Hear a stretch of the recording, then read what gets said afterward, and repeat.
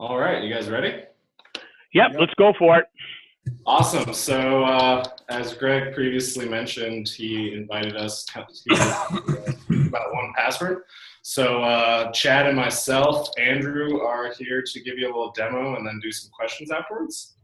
If you don't know, 1Password is a password manager that keeps you safe online. You want to use different passwords if you want to use different passwords for every website, but it can be hard to keep track of them all. So 1Password will generate, save, and fill your passwords for you. 1Password is available on all your devices, Mac, iOS, Windows, and Android.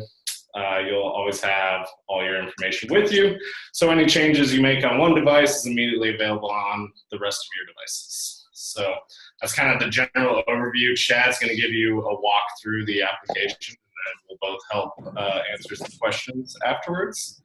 But it's kind of an interesting situation because Chad is actually from Los Angeles, where he lives right now, but we're currently in Michigan because he was visiting, and I was born in Orange County. So I was super excited to be able to talk to you guys and see the vibrant community that you have out there. And I think we both actually might have even learned a little something about file extensions and searching. So that was, it looks like you guys have a really nice program. So we're super excited to talk to you guys. I'm going to hand it off to Chad, and he'll walk you through the application. All right. Thanks, Andrew. Let me just start sharing my screen here.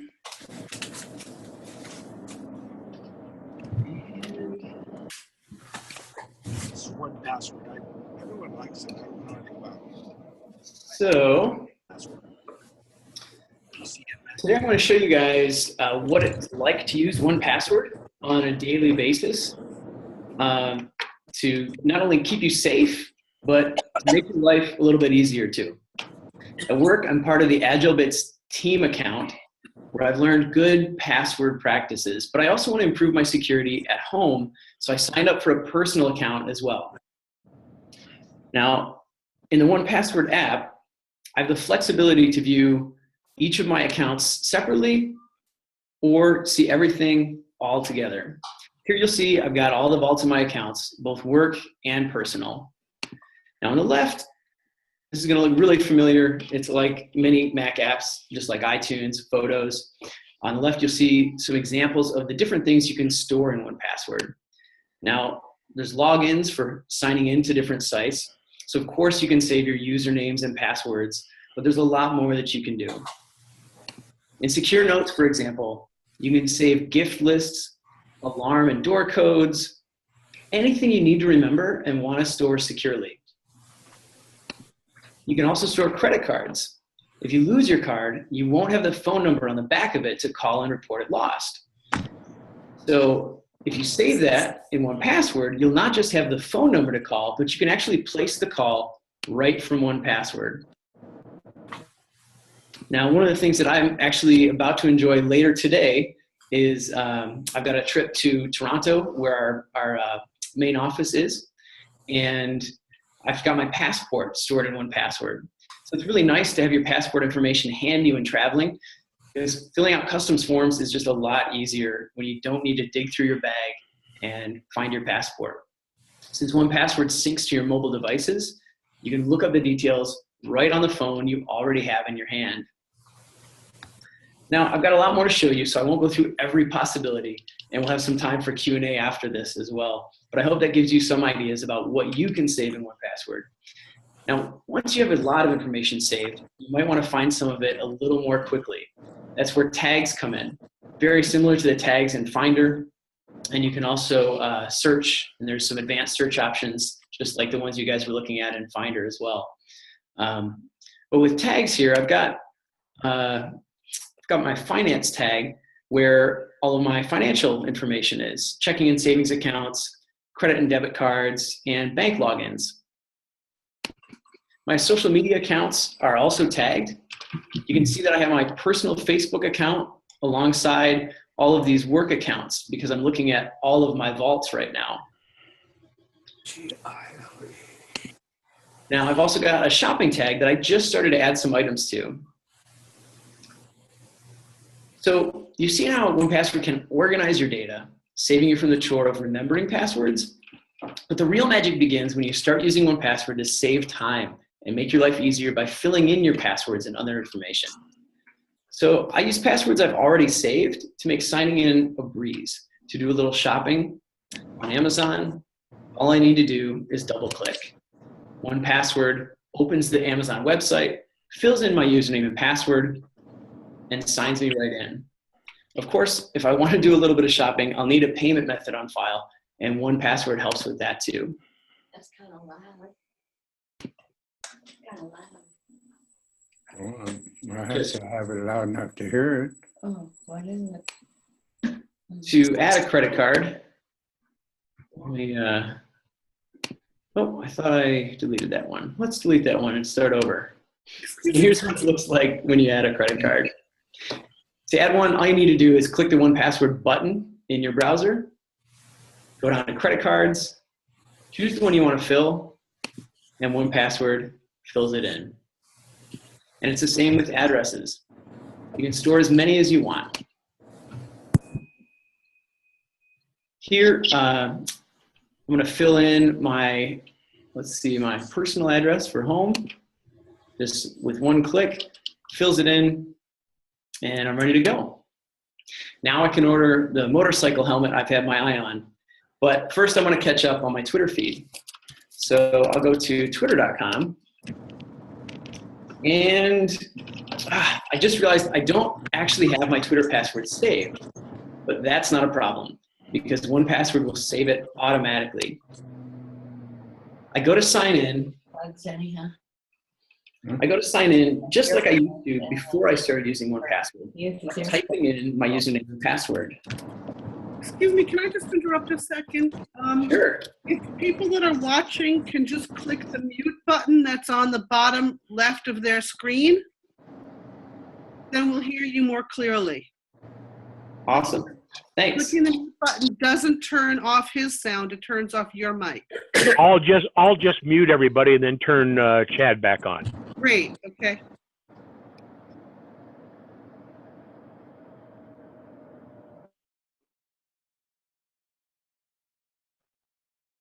Are we good? Can you guys still hear me?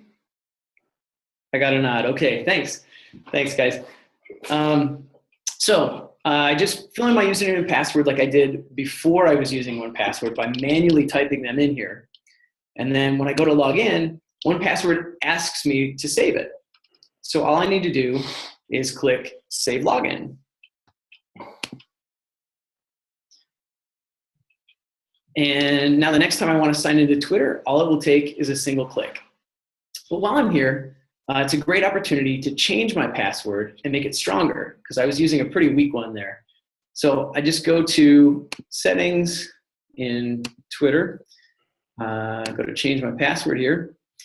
And when I go to change my password, Twitter asks for my current one. Now, instead of typing it in, I can actually copy it from where I saved it just a moment ago. I click copy, and then go to paste it where it asks for the current one. And then I can use 1Password to generate a new one. Now, if there's any special requirements for the password length or the number of digits or symbols, it's easy to change those settings. And let's say that looks good.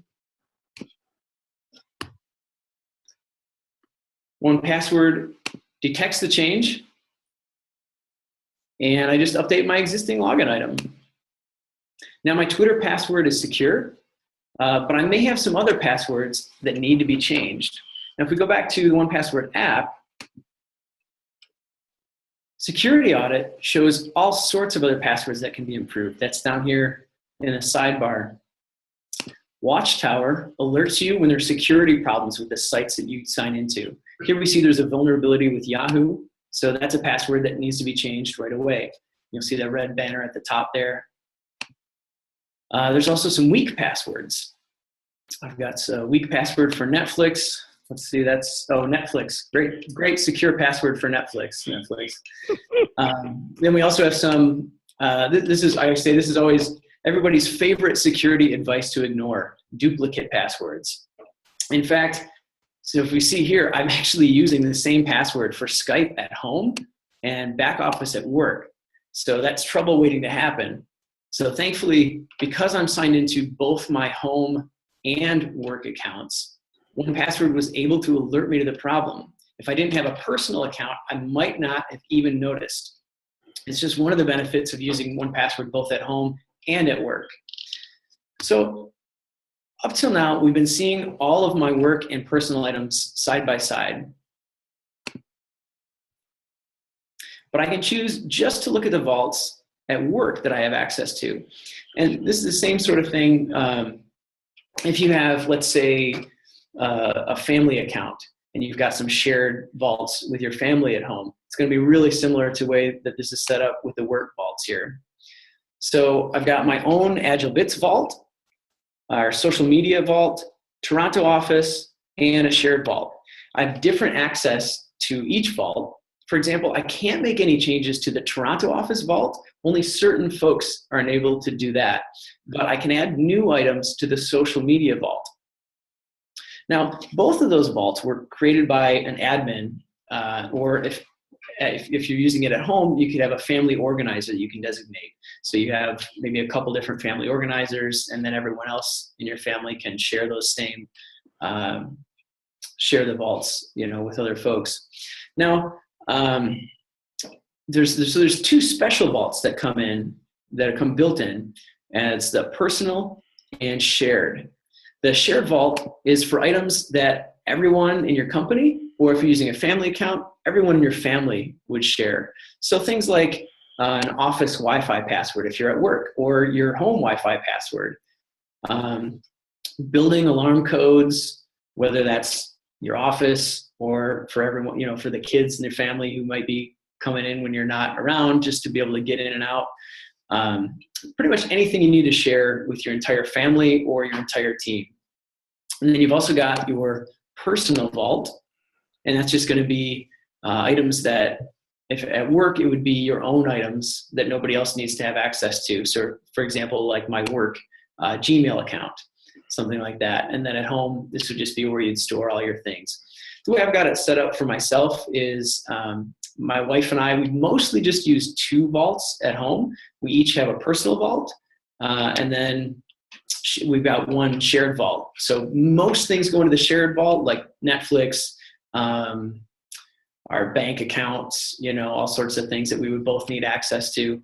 And then for things that she doesn't need access to, like say my Twitter account, that's in my personal vault, and she's got her account in her personal vault. And of course, all these vaults, nobody at Agile Bits has access to any of these, and you get to designate who in your family or your team at work has access to the shared vaults. So what we're seeing here are all of my own items for work. But 1Password was created so you have the ability to share items with others, as I've just mentioned, at home with your family or at work with your team. So let's see what it looks like to actually share an item. So I'm going to switch to the social media vault. And we were just thinking the other day that we need some guidelines for social media posts. So I'm going to create a secure note. And we'll just call it social media guidelines. And because we're a nice Canadian company, the first one is always be polite, eh? And I think that's a good place to start. So now, everybody who has access to this social media vault at work can see these social media guidelines and can come back and add more later on. So that's what it looks like to use the 1Password app. But you can also view all your data in a web browser if you're ever away from your main computer. So right now I'm going to sign into my account here. Let's see. Got a good, strong password. So hopefully I can type it in correctly because it's a demo account and I don't always type it in as much as my own. Nope. Let's try one more time here.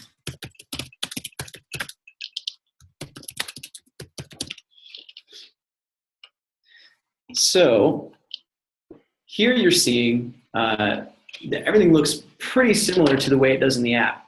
You've got your categories down the side, just like in the app. And so it's going to be the same on the web. Now, let's see. Yeah, so you can manage your account on 1Password.com as well. Like if you need to change your master password or update any billing information. One difference you might notice is that when you sign in on 1Password.com, you only sign into one account, work or personal. So here we're just seeing my work vaults. That's why we recommend using the app most of the time, because in the app you can sign into as many accounts as you need. I think in my main account, I've got probably half a dozen accounts that I'm signed into for various reasons on different teams. So that's a nice feature of the app there. So you've gotten a glimpse into how I use 1Password both at work and at home to stay safe and secure. You've seen how easy it is to organize everything, add new passwords, change existing ones to make them stronger. And just in case you don't remember everything you saw in this demo, you'll have direct access to support from the lovely folks at AgileBits, including Andrew and myself, at 1Password, at support.1password.com. So we've got all sorts of different tutorials and more, and we're always here to help.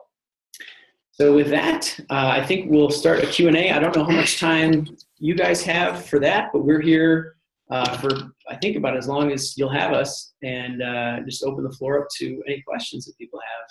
Yeah, I have. Okay, there we go. Go ahead. Sorry. I have a question.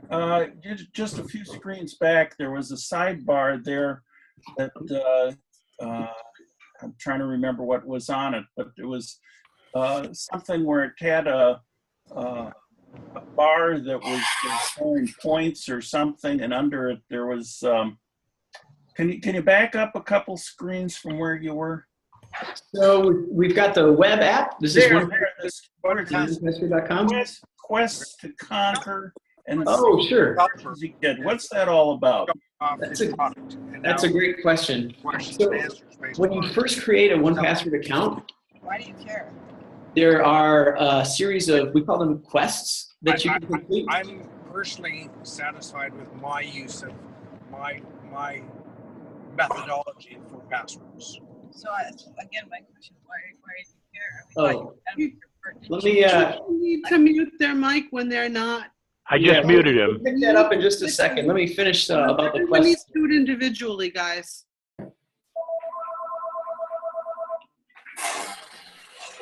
So I'm gonna finish up the answer about the quests.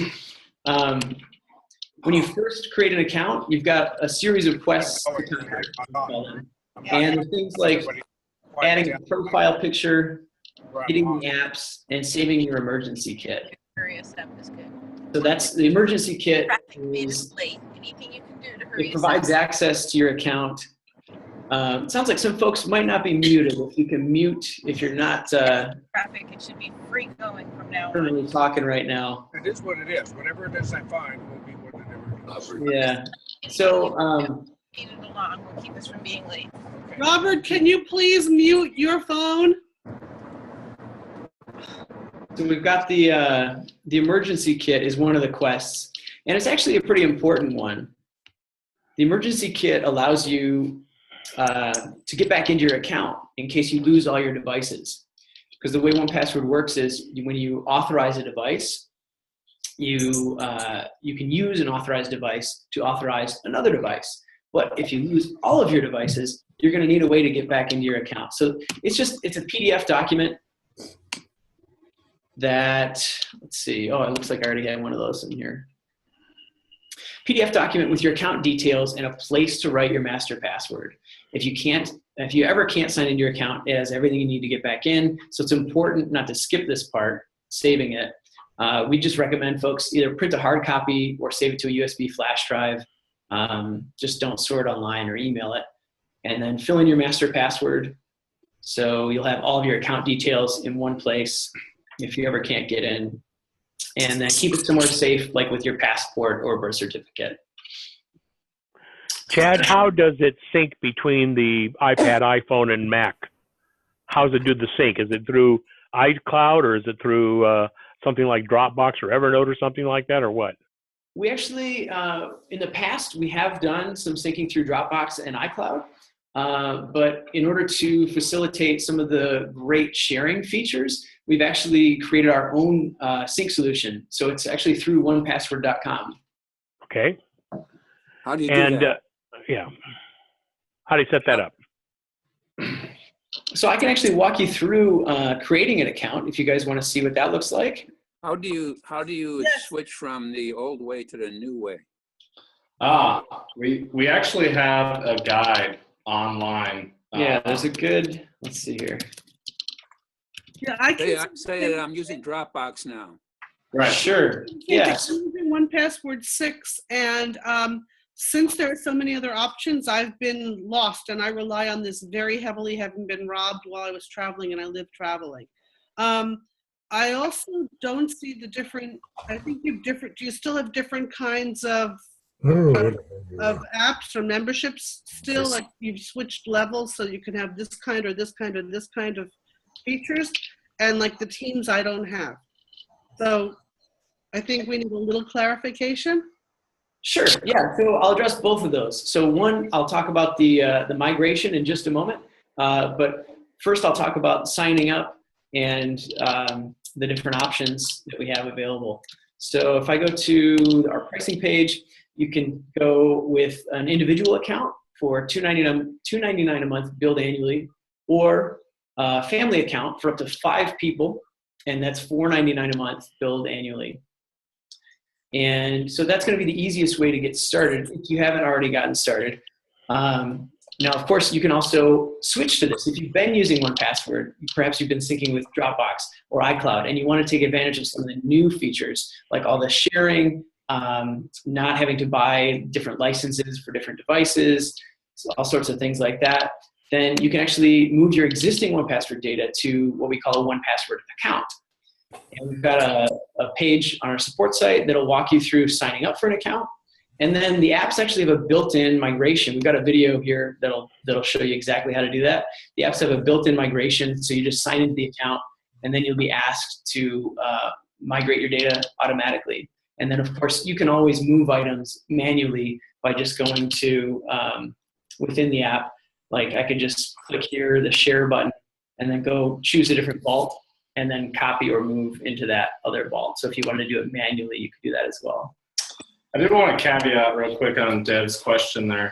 The individual account versus the family account, you really don't get any additional benefits for a family account, minus the fact that it's a really great way to share items with your family members. So if you have kids or anyone else you want to get on 1Password, it's the best price point, and it's actually like an incredible deal. Because instead of what our licensing prices used to be, now you're literally getting, if you have 5 people on a family account, you're literally getting all of our applications for $12 a year, basically. Can you buy without the subscription service anymore? So what was the question there? Can you purchase it without using subscription service as we used to do? We're moving to a subscription model because it's caused a lot of confusion with the licensing in the past, because people, for example, would buy a license for their Mac, and then they would have a Windows PC at work, and they would say, oh, I got to buy a separate license for Windows or on iOS, because the app stores with iOS and Google Play on Android, there's no way to link all that together. So you'd have to buy it separately for all your devices. And if you got a family of 5, for example, like Andrew was saying, that really starts to add up. It becomes frustrating. People are like trying to keep track of what licenses they have or don't have. And there's not really an easy way to facilitate sharing with that old system. And we think that a lot of people are looking for that these days. And so we've simplified it. So you just have one 1Password account, and you sign into it on all your devices. And if you have a family account, it covers all of the devices for everyone in your family, up to 5 people. And you can always add more. Question? Yeah. Yes, question. My question is, I am just an individual and I don't have a family to add to my account. Sure. So I'm just going to go with the individual subscription. However, when I'm out of touch somewhere in the world, and I have been, and people are worried or someone needs information, I want a way to have a designated friend look up things. My mom knows, call Mark Hartman if anything happens to me because he knows how to use this app. So can I just give him the web login? I like that new web browser login. This is what's been plaguing me for a long time now. So can I just give him my information for that and he could just log into that on the time he needs to, should God forbid something happen to me? Yeah, it's so, the only caveat that I would add to that is that if you give someone the credentials, obviously they could use them whenever. So if it would be, you'd want to do that with somebody you trust, absolutely. But other than that, yeah, I mean, we suggest that a lot of people store their emergency kit along with all their information to sign into their account, in a safe deposit box, and maybe give access to the executor of your estate. So that, if something were to happen to you, that your lawyer or attorney would be able to take care of that with your family and everything. The other good thing though is if you were to give this person your emergency kit for said emergencies, you will actually get a notification if any other web browser does log into your account via email. That's true. So you will get kind of a record of someone else using your account if you decide to go down that path. But like Chad said, my whole thing is generally, you're absolutely right. All your passwords to all your online accounts, if I get hit by a bus tomorrow, I'd prefer my mom can get into my Facebook, a few other things. So having my emergency kit like with my will or something like that, 1Password is really ingrained that much into my life that it's that important that, because we're all going to a more digital life, whether we like it or not. Yeah. Well, I've relied heavily on 1Password since it came out. I mean, Dave knows me. And I keep, every time I have a client, all of their passwords or all the information about the client is in 1Password, stored securely, including their passwords, in a note. I just do it in a note. Right. I've been in banks around the world where I've needed to know my passport number or something like that, and you don't want to walk around the streets of Central America with your passport on you all the time. And they've accepted the images, because you can store images of your driver's license and your passport. I've pulled up the images on 1Password, and the bankers have been impressed by it. I really live 1Password. It's what saved me when I got robbed in Mexico. Oh, wow. I'm sorry to hear that, but that's good that that came through. My iPhone and my Mac were stolen. Yeah. But I still have 1Password.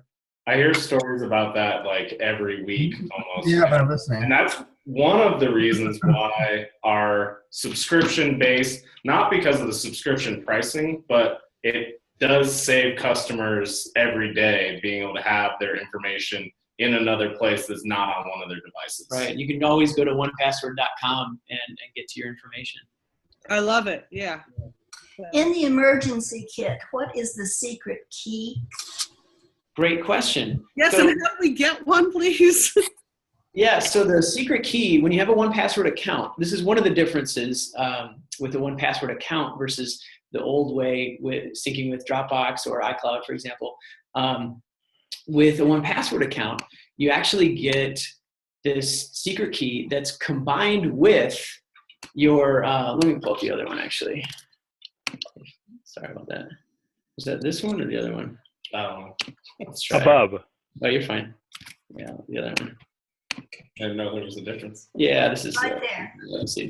So the secret key, it's this long string of letters and numbers, and the short version, short explanation is that it just makes your account more secure because it's combined. So 1Password assigns that.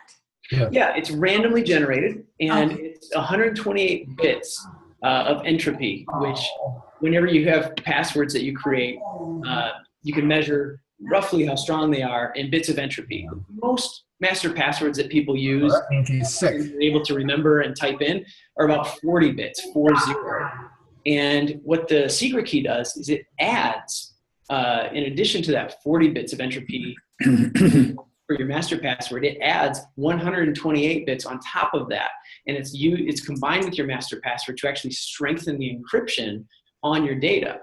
And so now everyone, no matter how weak their master password might be, you still want to choose a good master password, but you're starting out at a base level of 128 bits of entropy, Which is the secret key. yeah, that's the secret key. The good news is, If we change our master password, is the secret key going to change? no, you can change the master password without changing the secret key.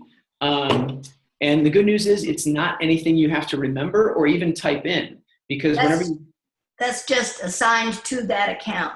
Right. So it's included in your emergency kit. So in an emergency, you may need to type it in from your emergency kit. But in most cases, if you still have one of your authorized devices, you can use that device. It'll have the secret key stored on it. And so you can use, let's say, 1Password on my Mac to authorize 1Password on my iPhone. So there's actually a code that you can scan in the iOS app. You pull it up on your Mac, and you just scan that code. Here, I can show you some at the bottom here. So you scan the setup code right from the app, and you can do that on your Mac, on iOS. It'll just scan it using the built-in camera, and So it automatically fills setup in. code the secret key? Say that one more time. Is the setup code the secret key? The setup code is this barcode that you scan, and it contains, among other things, it does contain your secret key. So it'll also contain your sign-in address, which if you have a team is going to be different, your email address and all that. The only thing it doesn't contain is your master password. So you need to type that in. But the rest of it is taken care of for you. So when we switch, if we have the app right now and we go online to your site and we buy the subscription for family or individual, do we get taken through all this? What is the conversion process? Because that's the confusing. I know you just said it does some automatic import, but do we have a new app now? And do we get the secret key then? And do we choose a new master password? I mean, it's daunting. Sure, absolutely. So, and we understand that. We've tried to make it as simple as possible. We've got a great guide, and I can send this link. Actually, I can try sending it to the chat right now. I don't know if everybody's using that. I would honestly recommend just watching. It's probably like a 2-minute or less video in this guide, because it will show you everything from basically, I mean, it is really as easy as you go on, sign up an account. If you're only using one vault already, it's going to automatically recognize that you've added an account, or ask you if you want to add the account to the application. Right. Then it will automatically just ask you if you want to migrate everything. The one thing that I would recommend is when you migrate your information to 1Password.com, you will get a prompt that asks, do you want to remove your old vault from 1Password, the application? And I highly recommend you say yes on that. It doesn't delete any of the information you already have. So if any reason you don't like the subscription or the account, we can always bring you back. But it will alleviate something that I see sometimes, where someone will have an account plus their old vault added at the same time, and they'll have duplicate passwords and they'll be saving to either one. So that's my only one tidbit to add. But really it is as easy. If you follow this guide, sign up for an account, add it to 1Password, which it will prompt you automatically, and then just migrate your information. So, and one of the things, I don't know if Chad showed you, but I'll show it one more time as well. If this isn't a great example, because these are both 1Password accounts, but if you had a local vault, it would be called primary here. So if you ended up keeping your local vault, you can literally, or you can move all your items between vaults by just right-clicking on them and saying share and then move. So if you did have multiple local vaults, then you can actually just select them all the items you want to move to your account, right-click on them, and then just say share move to the your personal. If you and that's linked from the article as well. So if you follow the steps here and you still want to move some items manually, underneath there's a move items manually link, which will take you to our support article that just explains how to move items between vaults if you need to do some of that. A little bit of housekeeping later on. Chad, I'm missing something. I've been a subscriber, I've been a purchaser and owner of 1Password for many years. Thank you. Is this do anything different with a subscription service than I have with a purchase version I have? Yeah, there's a lot of things. I don't want to bore you with the complete list, we've got one of our support articles actually answers that question, as you might not be surprised to find out. The big ones that I would say is you get all the app updates are included with your subscription. So you don't have to worry about, once a year or anything like that. Like, oh, here comes a big upgrade I've got to pony up for. It's just, if you've got an active subscription, all updates, including major upgrades, are included, and you get all the apps on all your devices. So you don't have to keep track of different licenses all over the place. The sharing is a big one. One of the things that we find with the new way of doing things with the 1Password account is people seem to really appreciate being able to just sign into their account and all their vaults and all of their data is there. Whereas before, folks like yourselves are probably savvy enough to be able to set up Dropbox syncing and manually configure that. But it takes a little bit of effort, and it's one more account you've got to deal with. If you want to start syncing through Dropbox or something like that, you've got to have a Dropbox password, and if you lose that, then maybe you can't get into your data, and it's just an extra level of hassle. And there's a lot of things that can go wrong with it, and we've seen that over the years. It's just been a source of frustration for a lot of people. So with this, it's as simple as, let's say, signing into your Gmail account or signing into Evernote or one of those kind of apps. You sign in and all your data is there, and you don't have to set up anything else. There's nothing more to configure. I'm a single user. I sync to from an iMac to a MacBook Pro without any problem. I've just arranged all that. I just don't see the need for a subscription service. When I'm using. That's totally fine. Yeah, you can keep doing that for as long as you want. We have no plans to try to take that away from you. So yeah, if you're happy with that, that's great.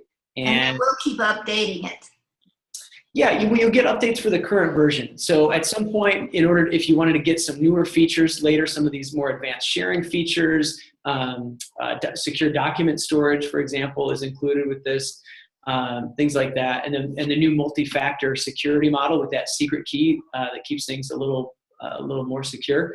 Then, if at some point later you wanted to switch to a 1Password account subscription, you could do that whenever you were ready, or just keep on doing what you're doing if you're happy with it. And if it's working, then it's working. Yeah. The biggest reason why we've created this service isn't to make more money. The licensing, as you probably know, is already pretty expensive. However, we come across, and I still deal with it every day that I work, people that have problems with syncing with Dropbox or iCloud, that their authorization token gets reset and they're not syncing. Whereas, when you change an item and you're using the 1Password.com account syncing, it literally, I can watch it change on my phone as I'm changing on my Mac. It's that fast and that easy. So that's why we have it, because it really just does work. So, and I think it's going to be more appealing, I think, to new users, somebody who's never used 1Password before. You're not going to have to go through this migration, which, we understand it is a migration. So it takes a modicum of effort. We've tried to make it as simple as possible, but you still do have to migrate over to the account. Whereas for new users, they're going to get that great experience of just being able to sign in and everything works right out of the gate. And so then just kind of getting them on that track for the future. And then we know we don't have to worry about them having trouble with Dropbox syncing or iCloud syncing, or if any of that's going wrong. And it really does break my heart to see, because I've been with AgileBits since 2010, so about 7 years or so. And it breaks my heart to see all the trouble that people have had setting up Dropbox syncing over the years, because it really should be easier. We tried to make it as simple as we could, but it's another layer on top of 1Password that you've got to contend with. And if the Dropbox app crashes, your data's not syncing. There's just so many other things that can go wrong. And so with 1Password accounts, we are in complete control of the sync experience. Obviously, I always like to reiterate, we can't see any of your data. It's all protected with that secret key and your master password. But we do have control over the sync experience, so if there's something not syncing correctly, we can fix that instead of just hoping that Dropbox takes care of it, for example. Is there ever any reason to print out your passwords just as a backup? Or is that defeating the whole purpose? With the 1Password.com account, I would say no. You print out that emergency kit, handwrite in your master password, and as long as all your details are in one place, you can pass that off to, like I said, the classic example, put it in with your will, so your lawyer has it or whatever. And honestly, that's another thing that I'm sad to say that I have dealt with is somebody who's had a loved one pass away, and they say like, "Hey, I need help. I've never used this app before, but I have this thing and a letter in the emergency kit." And we're here to help with that. So if somebody contacts us in that situation, they say, "I've never used 1Password, but my loved one was using it. Can you help me?" And we absolutely will. We have dealt with it. Now, if you aren't using a 1Password account, there is a possibility that might be a good idea. And we have a community generated kind of thing where basically the other option is you can create kind of like a document that says like, here's how to log into my computer. If you're syncing with Dropbox or iCloud, include your iCloud password, and then just include your master password for 1Password. As an alternative, and I have seen this done before, is you can select all your passwords in 1Password, and whenever you update, whatever, a yearly update, you can print this as a list. Okay. You do need to type in your master password. It comes out in a really nice format, actually. Yeah. But you can come into 1Password at any time and select all your information and print it out. Okay, thank you. That is an option. I would suggest if you're printing it out, that should be in your bank vault and nowhere else, because when you're robbed of every single thing online. Bob, I can say that I think it's complicated. I wrote books about software in beta. So I'm used to this stuff, and I found the whole move to subscription to be daunting, so I put it off, which is part of why I'm here today, and now I'm thrilled by it. But I used to have, when I was robbed in Mexico of my Mac and everything electronic, I had the Dropbox syncing. So back at that time, you could log in, I could go to a web browser, double click, go to my Dropbox, which I could get into because I knew the password, and double clicked on the Agile Bits folder, which just then on Macintosh only, not Windows, happened to launch an interface for your username and password. When you put in your password, or just for your password, I was able to see my passwords, which is what saved me when I was traveling. However, when you went to, if you moved your syncing, first of all, I should say, Dropbox has been breached securely. It was breached before by 2011 it was breached, or 2012. So your stuff on Dropbox is not really secure. And then I think that double clicking ability went away, and it wasn't really supposed to be there. It just happened to work on Mac. But if you switch to iCloud, we don't really see the file. I think you never saw it when you were on iCloud, which means you have no way into it. So we're not immortal. Something's going to happen to us. It's guaranteed something's going to happen to you at some point in your life, whether it's you break your hand or whether you lose your mind for a week. Whatever it is, it's going to happen. And this really ensures that people are going to be able to access your information in an emergency. I think it's fabulous. And let me add, they're based in Canada. This is a really big thing. I won't say it, but I know because I've interviewed and I know the head of security for the company, and I know Dave. So if you guys want to address it, you can address it. But that's a really big reason why I stick with 1Password, aside from the fact that it's fabulous, is that it's not an American company. Yeah. You know where I'm going with that? You bring up some great points, and honestly, that what you're talking about is what Chad was previously mentioning. When what we used to have was a way that you could access your passwords directly on Dropbox. However, Dropbox changed their system, which basically made that so that wouldn't work anymore. So we were beholden to the other companies we were using for the user experience of our program, and that's why we went out and built our own, basically. Yeah. And we're pretty proud of it, and we love hearing great feedback like that. And honestly, I like hearing people that are new and or old users that love the subscription service. And I also like hearing about the people that have been using, 1Password 3 for 10 years on the same Mac and never had to change anything, and it just works. So, like that speaks a lot about the application, that it can run, and Apple computers, of course, that it can run for 10 years straight and just work. So it's not like we're going anywhere. And if you're happy with the standalone, then I think we're happy with that as well.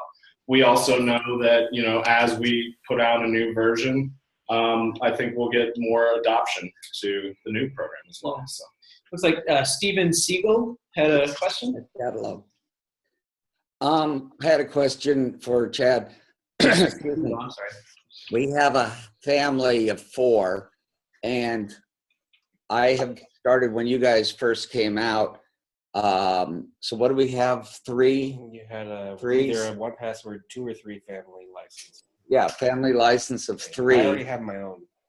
And wanted to know, I need to upgrade so I can go to an iMac. And right now I'd like to stay on a single, what I've got, that type of thing. But what is the latest, most recent we can get as a family, and how much, does it cost for a family without subscription? Well, since you mentioned you've already purchased licenses, we would want to actually look into your account to find out. You might actually already have a valid license. Yeah.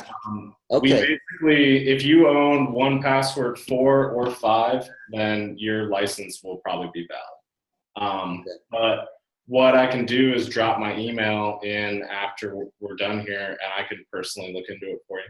Okay, great. I appreciate it. Yeah, no problem. Thank you. Some websites don't like the various characters that are complex password. We still run into them occasionally that won't accept the complicated password generator. Yeah. So you struggle around with it, and you finally pick a set configuration that they will accept.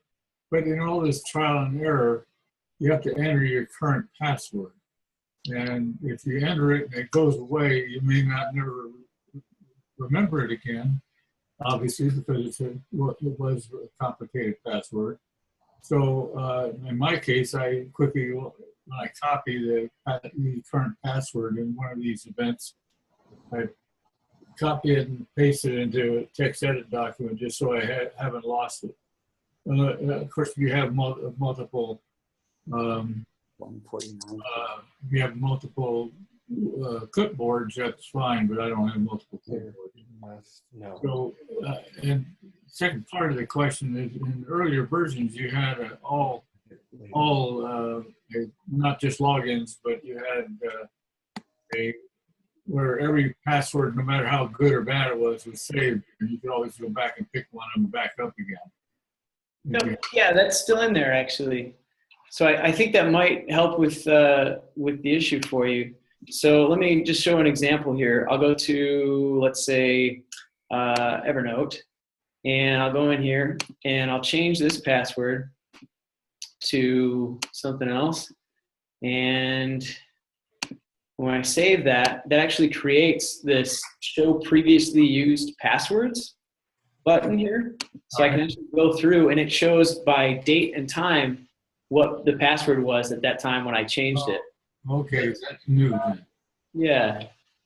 All So right. that's there and that's available for you. Yeah, if you ever basically, even if you're on another website and you generate a password using our password generator, even if you don't get prompted to save for whatever reason, it will show up in the 1Password app. Like the best way is usually just searching for that URL, or you'll find a passwords category that you can look under.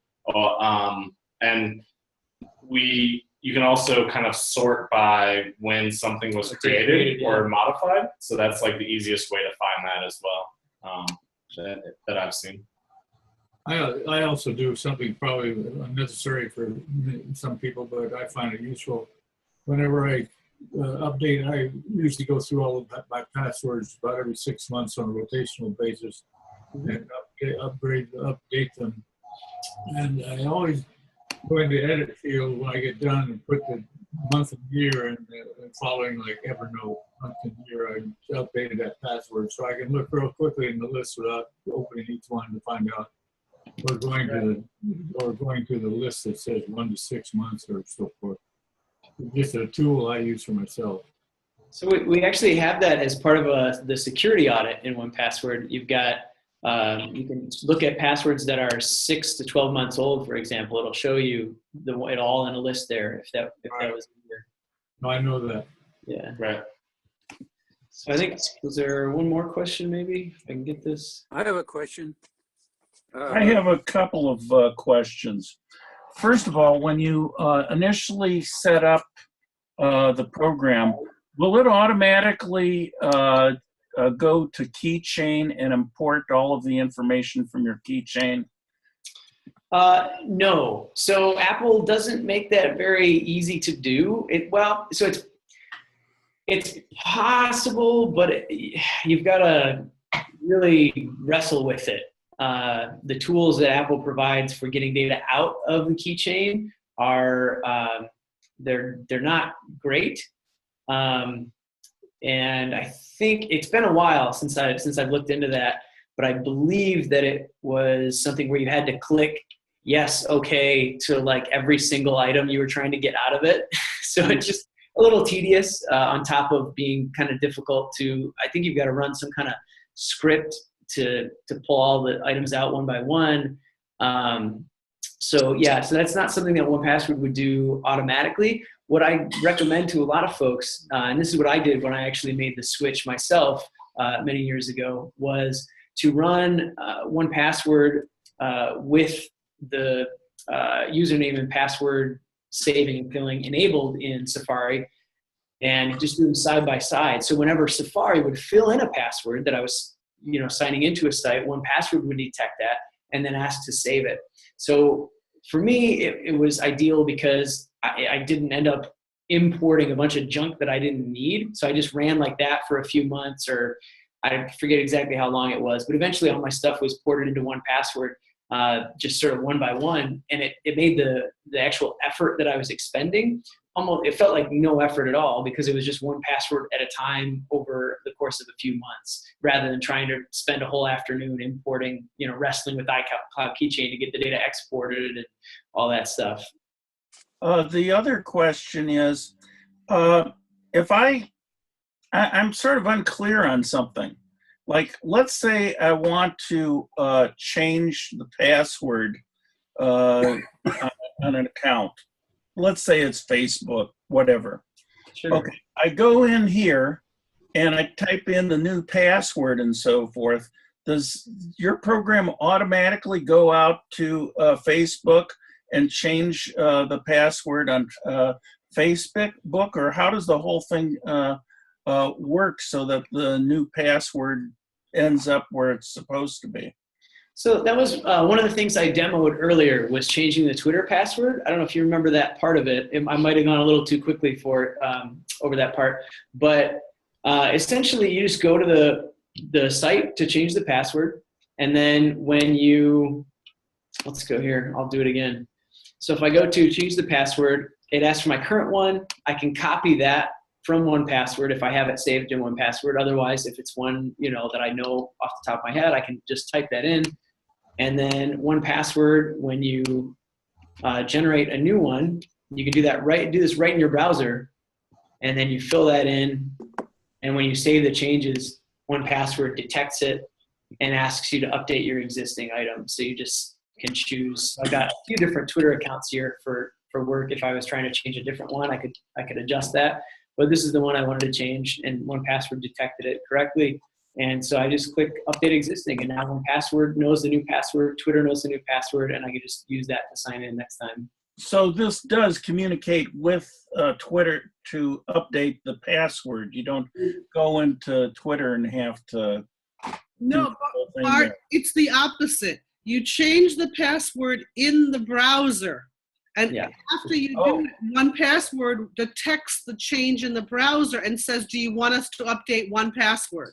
Okay, I got Yeah, it. unfortunately, we Yeah. can't facilitate a way to change passwords on, the multitude of different websites. But what happens is we basically, through our browser extension that you'll be asked to install on Safari or Chrome if you use it, our browser extension will actually monitor kind of if you're using a different password than you were previously on that website, and it'll ask you to update it.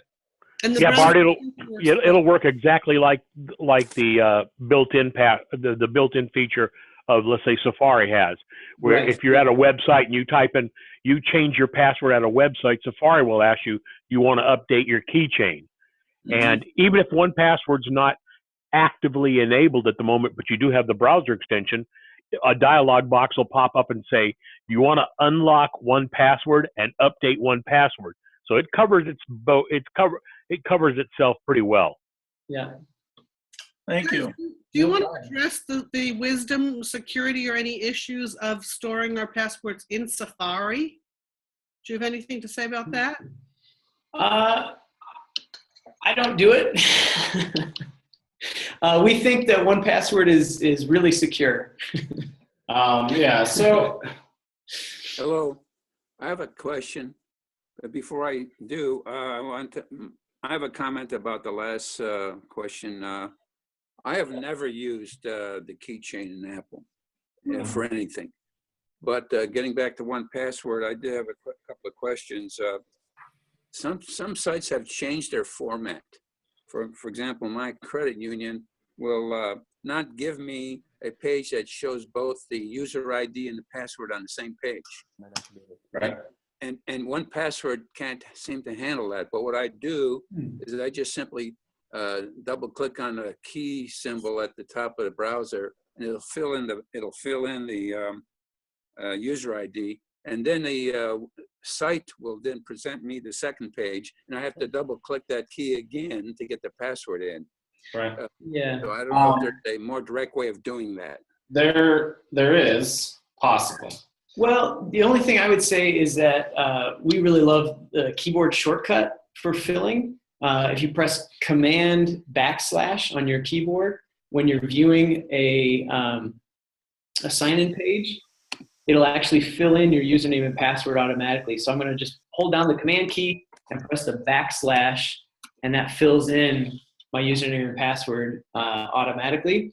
Now, the reason we don't do any filling when the page loads, so for example, you've got your username on one page, and let's say you use either the Command / keyboard shortcut, or you just go up to 1Password and choose that login item to fill it with your username, and then the next page loads asking for your password.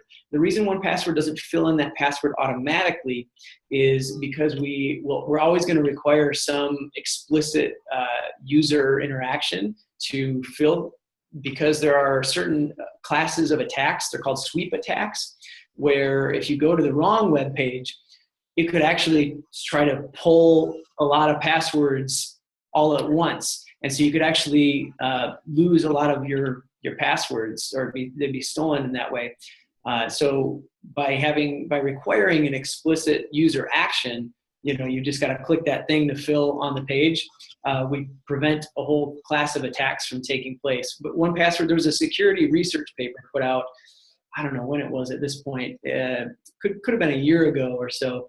And 1Password was the only password manager in this space that was correctly handling that. Every other one was filling it automatically when pages loaded, and they got dinged for it because it was a security risk.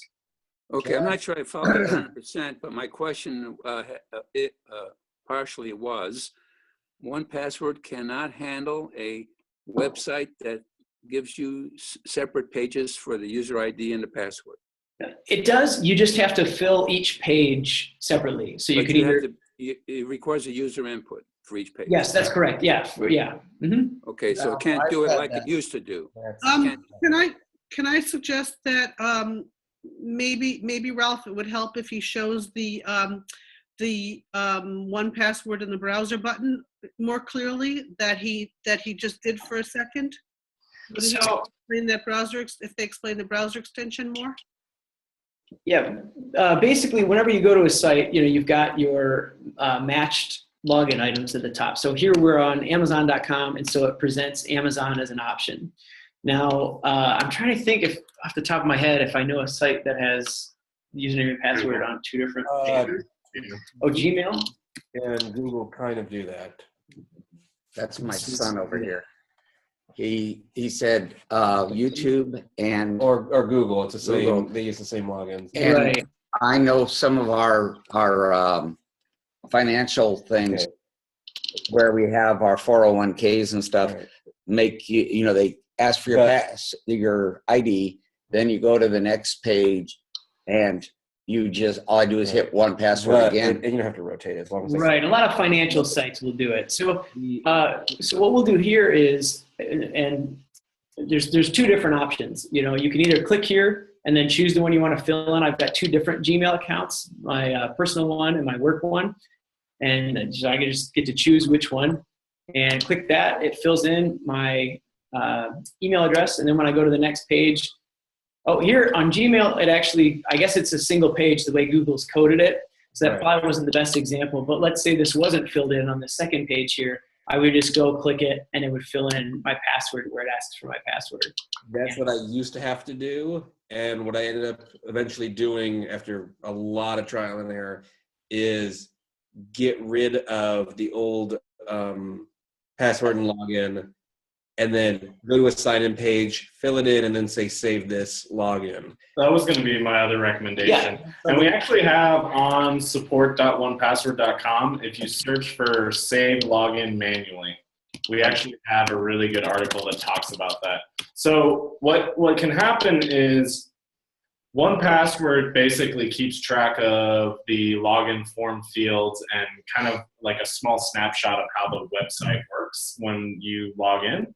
So when a developer, you might be using the same password for 6 years.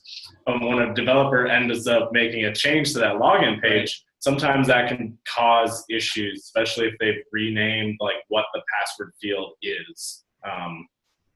And since we have to deal with, millions of websites, we don't have a direct way of basically saying like, this is how every website does. So we have kind of a AI that tells us. But if you do notice that one of your websites has recently changed the way that you're logging in, all you probably will need to do is exactly just basically come in here, and we have a little guide on saving a new login manually, and then you can just delete your old login.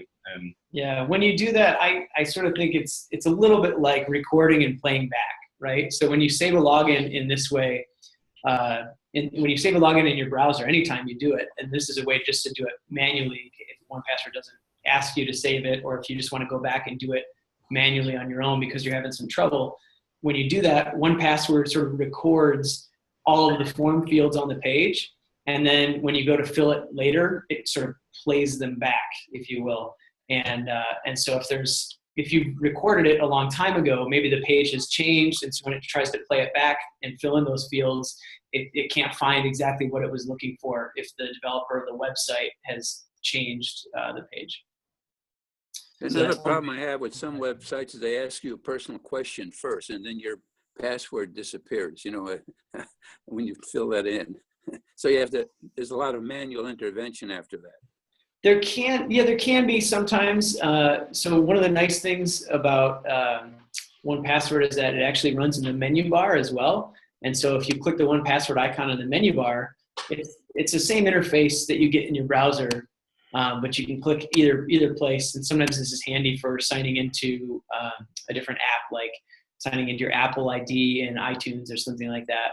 And when you hover over, you can actually look at all the different security questions. So I always tell people when it comes to security questions, lie, but record the lies securely in 1Password. So here for this Apple iCloud, Apple ID account, I said my best friend is just a bunch of random words. So that way, whenever, if somebody were to know who my actual best friend is, they're not going to know what I've answered that question. I use the password generator in 1Password to come up with the answers for those security questions, and then I can just copy and paste those in. Oh, that's interesting. So you're using 1Password to store all those common names of people that you're supposed to know, like what city you were born in, stuff like that. Well, security questions are something that we don't necessarily believe in because we don't feel like it's very secure, because it's basically prone to any sort of social engineering attack. So nowadays, everyone puts their best friend on Facebook, maybe, or where their parents live. So those first two, and maybe their mother's maiden name. Basically, these three security questions right here could probably be obtained by any one of Chad's friends on Facebook. So a lot of websites won't let you change your password based on just the security questions, but some still do. So that is something that's kind of, I guess we would call it a pro tip that we like to use, where we basically don't even give them an opportunity to use real security questions. Well, one of the things I've, excuse me, Ralph, one of the things I've done in the past where I've had those split pages where you've got, they want a name on one page and then a password on another page, is I've gone to the menu bar version, because once you open up one, you've got them both open, and then I've clicked on the edit to get the window to stay open on screen while I'm working on it. Sometimes I've even unrevealed the passwords and then just manually type the password in. That just is a convenience for me. I've done that. Yeah, there's a nice little anchor feature where you can anchor the window. If you click that, it actually stays above everything else. So if there's a bunch of information you want to copy and paste from there, that's pretty handy in different cases as well. Yeah. That's nice. I never noticed that before. Or maybe it's only in the subscription version. I'm on 6. It should be on. It's in 1Password 6. Yeah. So there's. And you can always click the edit button. Did exactly the same thing. You just got to remember to quit it when you're done. And the edit button though leaves you prone to making a mistake and changing your password. That's true. That's you've got to use a little thought there. Right. That's basically why we have that anchor button, is a way to display the information without having the edit window open. Well, here's the real hack ass, is to use the edit button, then do a Command-Shift-4 and click on the window, and just remember to trash it when you're done. Right. So you end up with a PDF of that particular window with that information captured, which is good for right now, and then get rid of it. Just make sure you get rid of it and empty your trash. Yeah. I have one more question, if I may.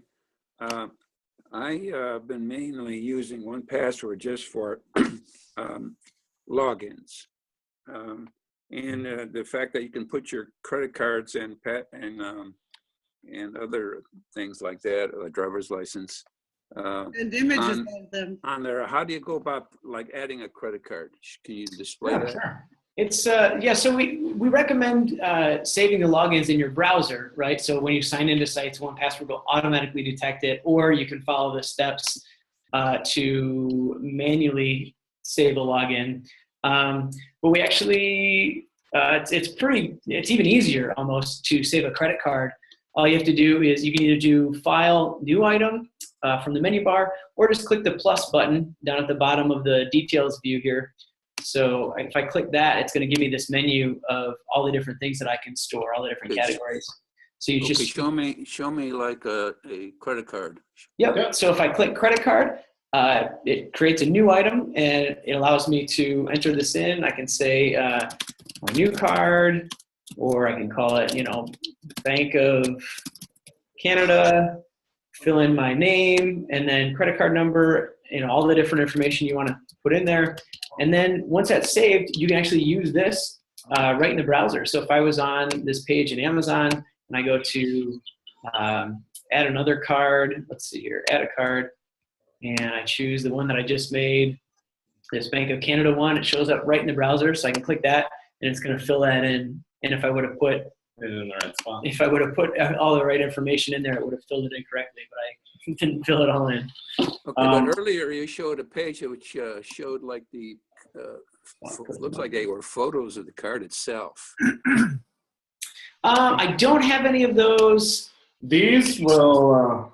Yeah, if it knows if you put in Discover, it'll put in a generic looking Discover It'll put in icon. the logo, yeah. Right. If it knows it's Chase and it's out of or if Costco Visa as an example, and it has that in your library, it will put that picture of that image in there. Right. I can add that since 2011, I've been using this credit card feature. As a matter of fact, when a new card arrived, my cards arrived to my mom's house, and I'm in Israel. So she would just tell me the information. I'd put it into 1Password, and I've been using credit cards online that I didn't travel with. I keep the cards. I mean, I keep them, but not with me. And this works really well.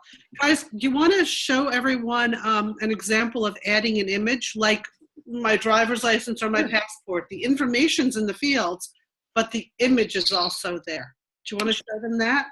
Yeah, so I'm going to use one of these emergency kits, actually. I think that's not a bad thing to save, depending on if you've got a shared vault. So my wife and I, we actually put our emergency kits in our shared vault so that if something were to happen to me, she would have access to my emergency kit in there.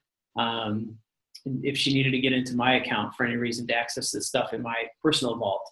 So I'm just going to take that. It works the same for a PDF, an image, or any file you can add. So I'm going to go, let's say, I'll add it to, I guess I don't have a great one to add it to. It's a back office one. So all you do, it's just drag and drop. You take the file, and when you drag it over it, it says add linked document. So when you let go, boom, it just adds that document right to this item. And you can view that. There's a documents category as well. So you can take a look at what that looks like right in the app. You can quick look. And yeah, it's pretty awesome. I've got in my own vaults at home, I've got, images, like you said, passports, credit cards, sometimes a receipt or something that I need to hold on to. So it's pretty handy.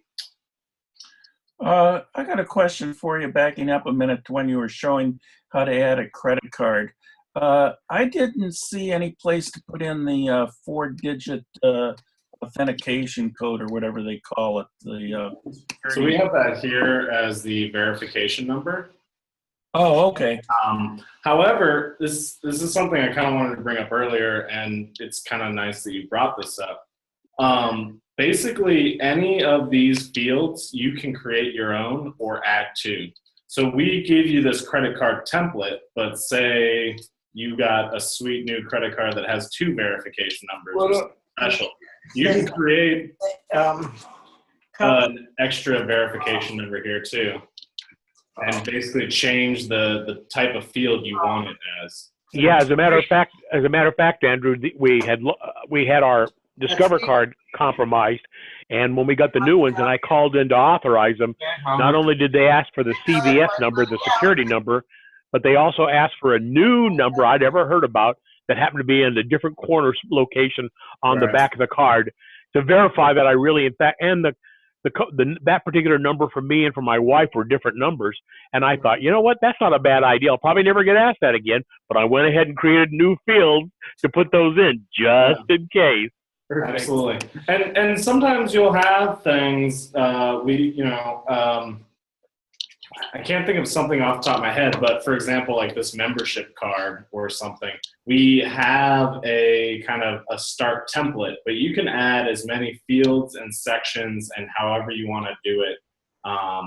So when Deb was saying that she likes to put all her client information in one secure note, she could actually kind of create a template if she wanted to with different sections and fields. There might actually be some. Yeah, so this is actually a really good example. So here's a secure note that actually has sections breakdown. It depends on how you want to do it. One of the nice things about doing your own kind of template is you can deem which of those fields are password fields or phone numbers or whatever. Yeah, like we have server status pages note, and we just created custom fields and set the type to URL. So now these are all clickable. So you can actually just click and it'll open the server status page for any of these different services that we use. That looks a bit like a contact list, you know, a contact card. We actually do have, so identities is one of the things that you can store, and you can fill those in the browser too. That'll fill the address, your name and address when you're like online shopping or something like that. And at work, we actually have a shared contacts vault. So everybody at the company has their own item in it, and it's got, you know, name, telephone number, all that stuff, just stored securely in 1Password. Yeah. You drag an Apple V card in there. You could store a V card as like a document, as an attachment, sort of. Yep. But I think what he's asking is, can the V card information automatically populate your fields? And the answer to that would be no. You're right. It would not automatically populate that.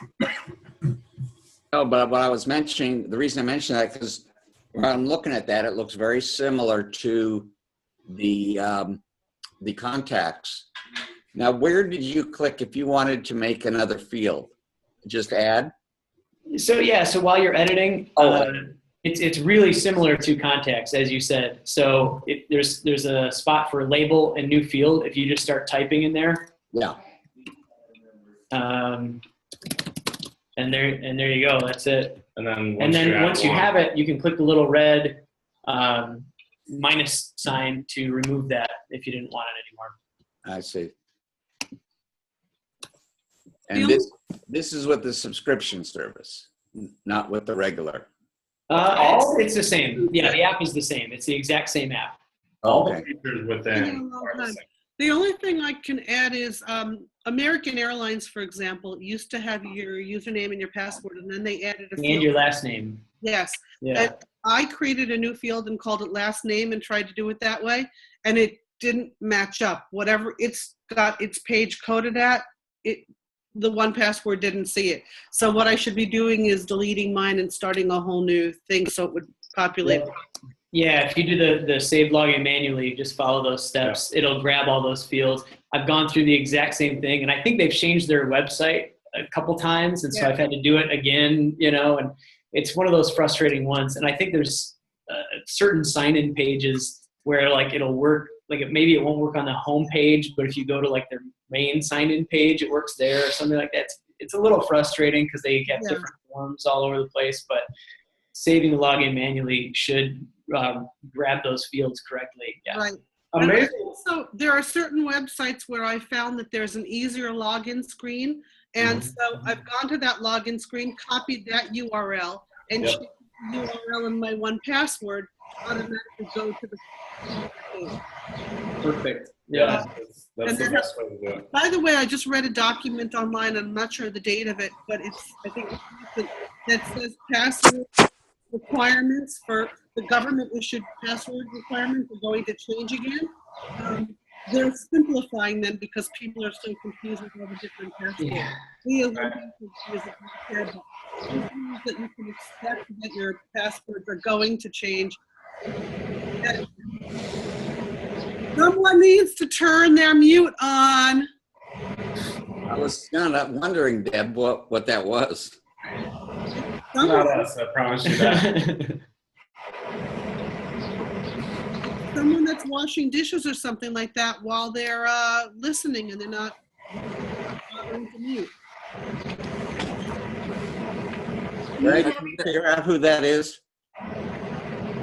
You know, the best bet is to, if you're not talking, is to go ahead and mute yourself, and then when you want to talk, unmute, do your talk, and then mute yourself again.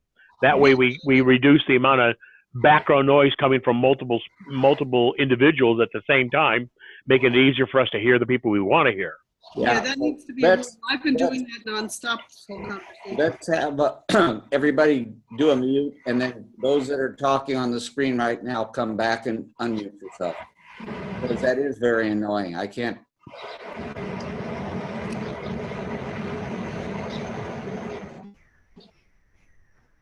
Okay, I'm going to mute everybody, and then you guys unmute yourselves.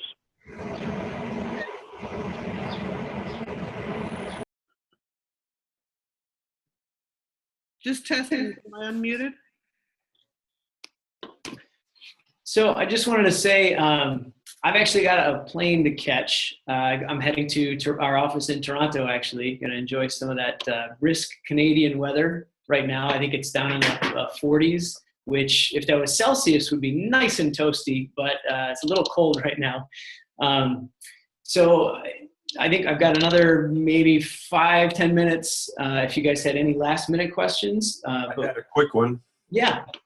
How far back does 1Pass on the OSs, how far back does it cover it? Like, would it cover 10.6, 10.7, 10.8?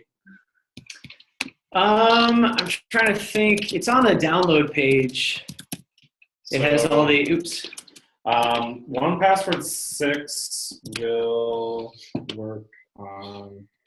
So the current version requires Mavericks, Yosemite or later. But we've got older versions that do not work with the 1Password accounts, but they do work with standalone vaults going all the way back to Snow Leopard 10.6. Depending upon the version. Now, if I purchase the newest one, do I have the rights to use the older one? Yep. Yeah, definitely. But again, I do want to say that the older versions don't work with the 1Password accounts because that was something newer that we introduced in version 6. Right. Well, I understand because there's certain aspects of it that won't work in the older operating systems. That's understandable. Right. Yep. Now, I was just questioning that because it's not that I work on the old systems, but I do on occasion. There's certain things that are on there that I didn't want to put on the newer systems that stay there. So anyway, thank you. Okay, yeah, no problem. A key question for you, I think. If you were to use the family account thing, everyone doesn't have access to everyone else's passwords, right? Like, let's say I have a person on my account and I don't want them to know my stuff, only like 1 or 2 things. Yep. I can hide them from them, right? So everyone. So each person has their own personal vault. So you'll store your stuff in your own personal vault that no one else has access to. And then, so my wife and I, we each have our own personal vaults. And if we don't have any kids yet, but when we do, we'll get them to have an account when they're old enough, and we'll make sure that they don't have access to the stuff that's in our personal vaults. But if we do want to create a shared vault, maybe let's say with just one of our kids, if we've got a kid who's old enough to be going on Netflix, but the other one we don't want on Netflix, and we can put that in a specific vault just for that one child of ours and manage it that way, rather than putting it in the shared vault that everyone has access to. So Chad, does that mean you could have multiple shared vaults? You could have one for me and my son and my wife and my son and me and the daughter, that kind of thing? That's exactly right. Yeah. So the way we've got it set up here with the demo data is just some of the vaults that I have access to in this team account. So I've got my own vault, and then I've got access to the social media vault that only people on the social media team will have access to. And then the Toronto office vault, only people who need access to the things in the Toronto office vault will have access to that, because a lot of us are remote workers, and so they don't need access to the Toronto office vault. And I think and you can revoke that at any time too. So if somebody wanted to give me permission to the Toronto office vault when I'm coming for a visit, so I had access to like the Wi-Fi password or whatever's in there that I need, they could, when I leave, they could say, okay, well, Chad doesn't need access to the vault anymore, so we'll just revoke his access, and then they can always add me back in when they need to if I come for another visit. Okay, one more question. I have a friend who has his own family, and he has a family account with him and his family. I have a license for a group account, and I want to make him my extra on my group account because of in case anything happens to me. Can he have 2 different in effect? You know what I mean? I'm not in his family. I'm paying for mine, but I want to add him, but he already has his own. Okay, run that by me one more time. I think I almost got it. My friend has a family of 7 people. He's got his own account where he shares, he purchased it for them. Got it. But I purchased one for myself, and I want him to have access, so I want to add him as a user onto mine. Yep, you can do that. It would just be, it's going to be a separate account. So in the same way that I have, let's say, access to my personal account and my work account, it would just be a separate account for your friend. So he would have access, he would have an account in your family, basically, and then his own family account. And he can use them through the same interface, or he's...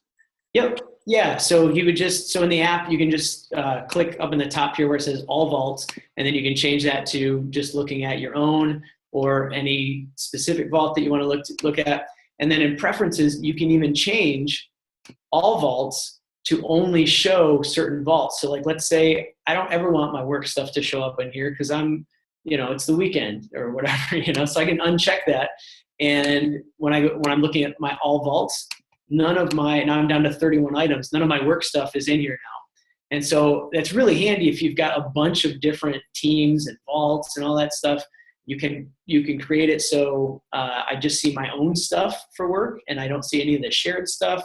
However you want to set that up, yeah. So he would be able to check those boxes and just see only what he wants to see at any given time. I don't know who programmed all this, guys, but they're brilliant. Thank you. We got a bunch of smart folks working for us. So are you on here? Yeah, but okay. So I got a jet. Thank you so much for giving us this opportunity. And if you have any questions, just email us at here. I'll put your address in here. Email us and have them put like OACC in the subject line, and I'll get right back to them. Thank you very much. Yeah, Great presentation. Absolutely. And so here is Andrew's email address. That's huge. I was trying to make it big, but is it that big? I think we can send it. That's still too big. Here. So there's that, and if you well, that's good. We can read it across the country. yeah, right. Yeah. So shoot Andrew any questions. Yeah. I gotta jet off to the airport, and I think Greg, we're gonna give you a follow up with some of these links as well if you wanted to share. Okay, them. appreciate it. Yep. Yeah, absolutely. So, Andrew, Chad, I can't thank you guys enough. This is excellent. I've been using this program for 7 or 8 years. Had no idea it even came close to this much capability. Thanks, Oh, guys. yeah, absolutely. Thanks a lot. So we definitely appreciate your guys' time and the majority of microphones being muted at most times. Yeah. So. Well, this is only our second official meeting, so we'll get the act together a little bit here. One of the things I am recording these, and I'm going to break out your segment, and it'll be up on our YouTube channel in the next few days. I'll have it done in the next couple of days. So We also have a kind of pre-recorded. Yeah, we'll send you. Yeah, we've got a we'll send YouTube a link to a pre-recorded version of a slightly extended demo similar to this, and you could use it or not, and we'll just shoot that in the email. that'd be great. Cool.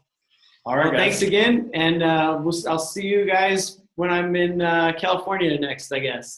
Yeah, Sounds good.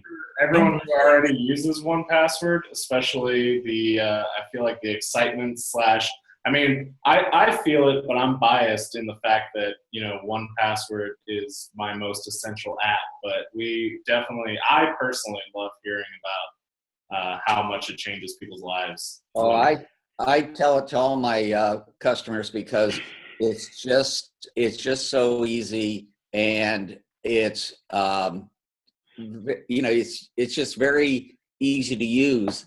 And since I started so long ago with it and have some older versions, we're trying to update our house to get newer computers and all that stuff, because you don't know, but I'm in the Mac service business. Oh, great. Yeah, Steve, you started back when they had to write it on cave walls, didn't you? Yes, I hate to agree. All right. Well, you guys have a wonderful evening, and once again, thanks for having us. Great. Thanks, guys. Thanks, guys. Bye. Woo! Well, what'd y'all think? Great show.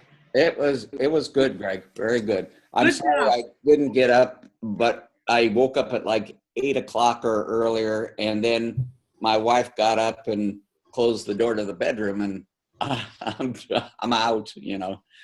So anyway. I set my alarm on my iPhone, so there you go. Oh, same here. I got up at 7 to make sure I have as much work in as I could get working. So. Yeah. Hey, I like the sheet behind you. It makes you have You like it? It's covering up all the trash behind me. It's actually, I bought that fabric with the idea of making a poor man's green screen, but my lighting's so off that whenever I turn that feature on, it just fringes like hell. So I've got to work on it a little bit. I want to put it between like some PVC stretched and then put a couple of clamp-on lights on it or something, just so I can hide the junk behind me. Yeah, the only thing I want to suggest for the future is keep a strict control on the muting. Yeah, I didn't even think about that until today. I mean, the best thing to do would be to just say, here, look, I'm going to mute everybody, and when you want to talk, manually unmute, talk, ask your question or whatever, and then mute it again. Just because of one day one of these we did, and gardeners were going by, and you heard the lawnmowers, or the dog was barking, or the phone rings, or whatever. And I know Robert, when he was on his phone in his car driving with his girlfriend, had no idea that they were carrying on a conversation back and forth, and we're listening to it the whole time. So we couldn't hear the window. I had garbage trucks come by right behind me. There's a window. See that? Yep. That's an part of life. Part of life. You know what? You didn't hear a thing because I muted and unmuted every time I wanted to talk. Whenever we used to do conferences. Yeah. We used to do conferences at work all the time, and I just got in the habit of having my hand near that phone to be able to reach over and hit that mute button so they wouldn't hear me sneeze or cough or any other bodily sound function or whatever. The other thing I would suggest is let's go over how the chat works. Who's doing that? If you could, you want to go over the chat and say that if people have a question, either raise your hand on the screen. I don't know if anyone can see the whole screen, or click the chat. And yeah, where was that, Deb? The one that you click on your little icon. I mean, I know where the chat is. On the Macs down there at the bottom, where the menu choices are at, you'll see a chat. Looks like the messages kind of window. Oh. By default, when you chat, it goes to everybody by default. Yeah, but you can specifically designate an individual. You can also click when you click that icon, the panel opens on the right, but you can say pop out, so it's a floating window above everything else. Right. And so, like in my case, I was going to say, click on your view of your video, and it gives you right there. You can mute it or unmute it. Yeah, but I was looking for the thing we had, Greg, before that would put a little white hand on your photo. That's under the part. I think that's I think when I mute you, it does that. Hang on a second. I'm going to try that. Steve, it's under.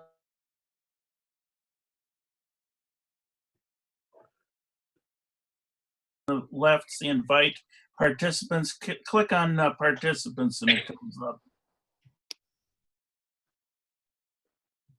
Guys, it was a great show, Steve, Greg. I got to leave. All right, Bob. Good talking to you. Thank you. Thank you for a great session. No problem.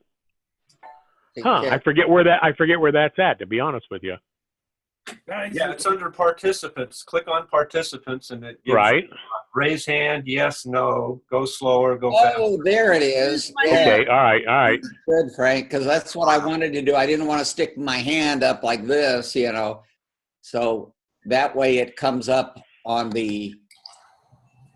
The thing is, if you don't have your chat window open, you'll actually see the icon in the menu bar kind of bounce, or a little flag will pop up on it or something like that. Look at my picture. You'll see my hand is up. I clicked it. Yep. I see it. So you can see mine too. I clicked on it. It's up in the top left-hand corner. Yes, that's a great way. If you are muted, is to click your hand. And if I'm paying attention or whoever, at some point in time, we'll get somebody else to co-host this that can be watching that kind of aspect and let us know. The thing about the hand icon is I'm only seeing 4 people at a time on the screen. at the top. Well, Yeah, you can click the down arrow or the up arrow and scroll down to see the other pictures. Otherwise, it shows the 4 most recent speakers. Which means in that I mode. won't see a hand raised. But there's got to be a way to make it. If you alert the hosts about the feature, you know, like if we use the chat, the hosts can know as the presenters can know. Oh, look, there's a chat. It shows in the bottom of the screen, right. like a hand. And so if they see that there's a question, they know to just take a quick look at it and, you know, that there's a question to address. Yeah, I still have the hand up in mine, and it shows the hand there in my picture. Well, and I don't actually lower Yeah, the but hand. if I'm not constantly looking at the pictures, then I don't know that your hand is up. Plus, your name is Li Mac. So if I were the host and I was, if I was the presenter and wanting to call on you, what would I call you? Yeah.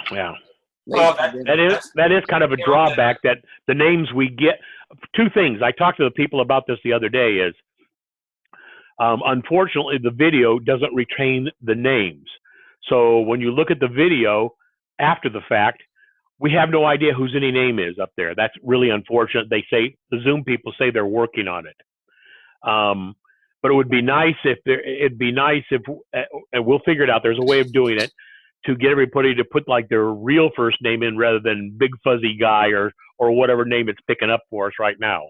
My name says Deb, but I don't know when I put that in. Maybe when I signed up for Zoom. I think when you sign up for it, I think it's in the profile. That's the username that it's going to list. And I had, up until today, I had OACC host listed there. That way, if Steve was going to run it or Robert was going to run it or whatever, it would always still be OACC host. And I changed it to the Apple icon because I was using a program that gave me a lower thirds, but it was driving the computer nuts. And I've got to bitch about those people for that. So when I go in and out of full screen, it turns the unmute off, and now you can hear me. When you go full screen? When I go either way. Because I noted I thought it was unmuted, and I was muted, and I decided that I don't want full screen anymore, and suddenly my landline, which is sitting right next to it, starts going off, and I look and it's bringing that to everybody and say, well, I've got to mute this again, but I should have had to done that. It doesn't. I noted that before. I thought, well, I just missed something, but now this is the second or third time this has happened. So that's the character. Well, Ron, just to let you know, the host gets the ability to mute everybody or unmute everybody. I can even turn your video off or turn your video on. You can override it, but I can still override it again. So then I'm going to suggest that you're a lot more diligent about muting everybody, and anytime. Yeah. We'll get it together here. Yeah, I think we've done pretty good for a second meeting, to be honest with you. We didn't have those issues last time. No. You know, that we didn't have the background noises and the funny things. So, you know, it's a learning experience. Yeah. Right. I think you went really well. And like I said, one of the options might be somewhere down is our version of the license would allow Steve or Robert or somebody else to co-host the meeting, so that you could designate one of them maybe to watch the chat if we had more people. One of them, because I thought we might have maybe 50 or 60 people. I sent out like 100, 170 invitations to everybody I've ever known that's ever used a Macintosh. And all the businesses I sent it to everybody. And the ones that the email didn't go through, I took them out of my list for future use. So I won't have to keep clearing that in mail. And I thought, I even talked to the Zoom people. I said, okay, what's the option? What happens when we start to approach the magic number of 50 participants? And they told me that when you're 10 or less left, the host will get notified that you're at 40 or 42 participants, or I'll get a separate message on the screen, which will allow me, while we're in session, to actually go to the Zoom website and increase it to 100 and just pay for the difference for that particular meeting if I want to. Yeah. So weird pricing structure. It's $15 for 50 people or $40 for 100. So obviously the $15 for 50 people is the sweet spot where they're trying to suck everybody else in, because GoToMeeting is double that. GoToMeeting is 30 and 60. Well, I tell you, the So, quality. but at least I had the ability. Should we reach, if we were getting close to 50 people, believe me, I have the website open. I would have gone over there and increased it up to 100 right away, and we just would have paid the extra, $20 or whatever the hell it would have been. I'm disappointed. I forwarded your email to 2 particular women who have been telling me that I need to teach them this program, and I can't spend an entire. Didn't they have the cheat sheets? They didn't come. Hmm. I sent them your email. Okay. And I told them to watch it. And now they're going to say to me, come over, drive 2 hours, come over and teach us how to use it. Well, in 2 or 3 days, Deb, I'll have the video up. You can have them watch the video. Yeah, that's what I'm going to do. Which is what I'm going to do. In fact, I'm going to track out how many people watch the video just so I can get an idea, what our status is. Because I don't want to be wasting mine and everybody else's time if we don't get enough participants in this. Today, I felt was pretty good since it's only our second meeting. Yeah, but Greg, I don't believe we'll get anywhere near 100 people. We had. Oh no, neither do I, Steve. But I thought, the passwords are such an issue for folks nowadays. Oh yeah. That I thought this might suck a lot of people in, because I had a lot of people that were very interested in this that didn't show up, which is really amazing. Yeah, no, I think this thing, I mean, the clarity, the quality of the pictures and the sound and stuff, it's almost like being in a office type environment. And that way we don't have to get fully dressed. I got a t-shirt on and stuff, but when I rolled out of bed, I says, oh my God, it's 10 o'clock. And so I had to grab and go. But the thing is we've got this, I'm seeing the same people here that I'm seeing at the meetings that we had. And see, well, with the exception of Bob, Joanne, and Don. Joanne's already gone and Bob's gone, but Don's still here. Now, Joanne's still here. But I mean, there was 3 people from Albuquerque that we had on this morning. Oh, Steve, you didn't see me at your meetings except when I was presenting, because it's a 2-hour drive, or a 7-hour or 15 or 24-hour air flight. Yeah, no, And buying a lunch doesn't cover them airplane flights pretty well. No. Yeah. But then we also got to make sure we're there on time and stuff. It's just, this makes it so easy. I am going to be, I'm in this apartment in Hollywood until July 31st, and I'll be leaving in August or the beginning, depending on mileage. So I'll be doing this remotely from around the world. Well, there's the nice thing about this is we can do this anywhere in the world. Yeah, that's the thing. Deb? Somebody's saying Deb, I heard. Yeah, Ralph is. Yeah, you mentioned that you leave your credit cards at home and use 1Password. Are you actually able to make purchases at a vendor? I mean, at a retail outlet? I carry one card with me. I have a Charles Schwab account originally for my IRA, and then I added to that account a savings and checking account. So the card that I get from Charles Schwab is a debit account for my checking account and savings. Someone needs to mute themselves.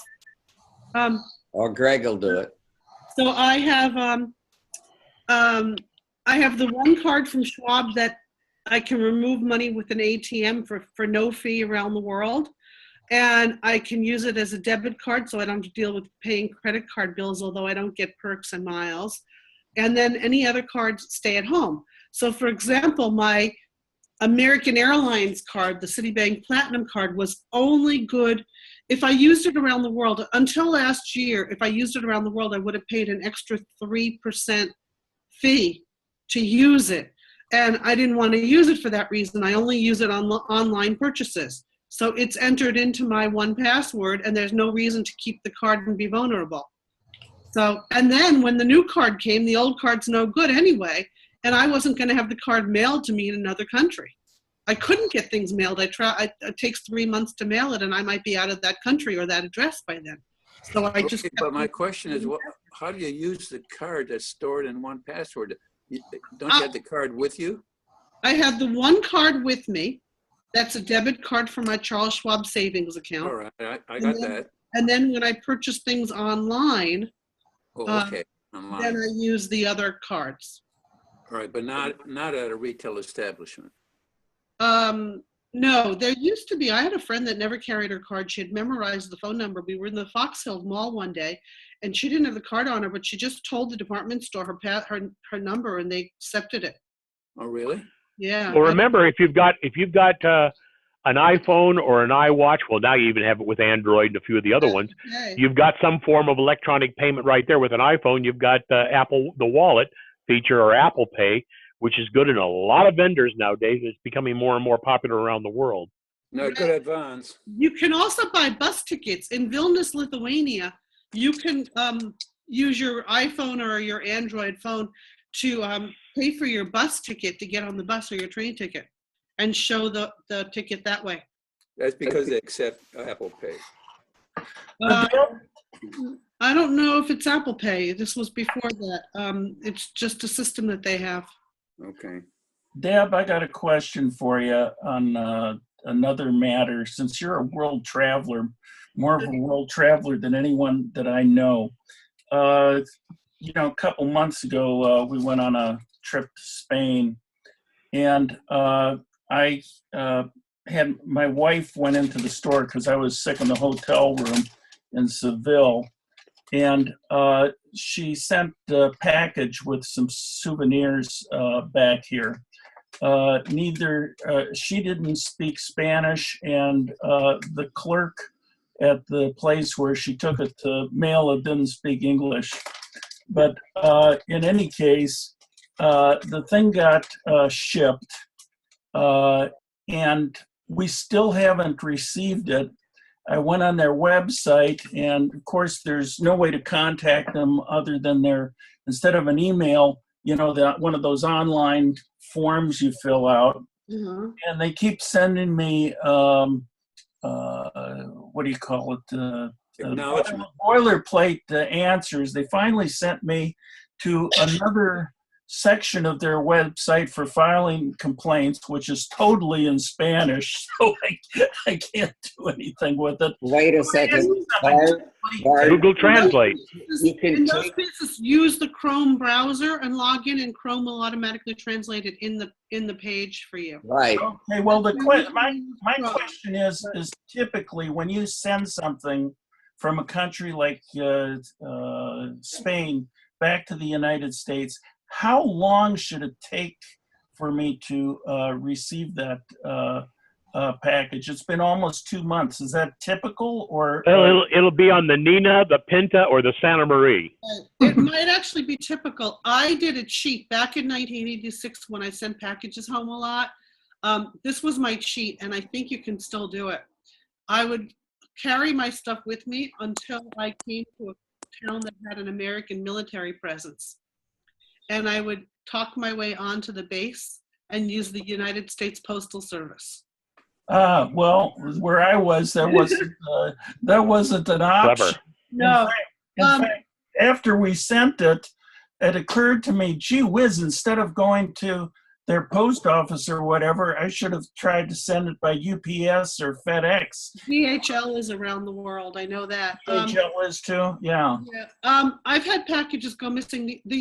I don't know the answer to how long it can take, but I can tell you, well, she should have found someone that spoke English or waited till, to have help. But the two things I did were, I don't know if it still works. When you send a package to the United States, I don't know what would happen if you're sending it to your own home, but it can go through customs and be held up.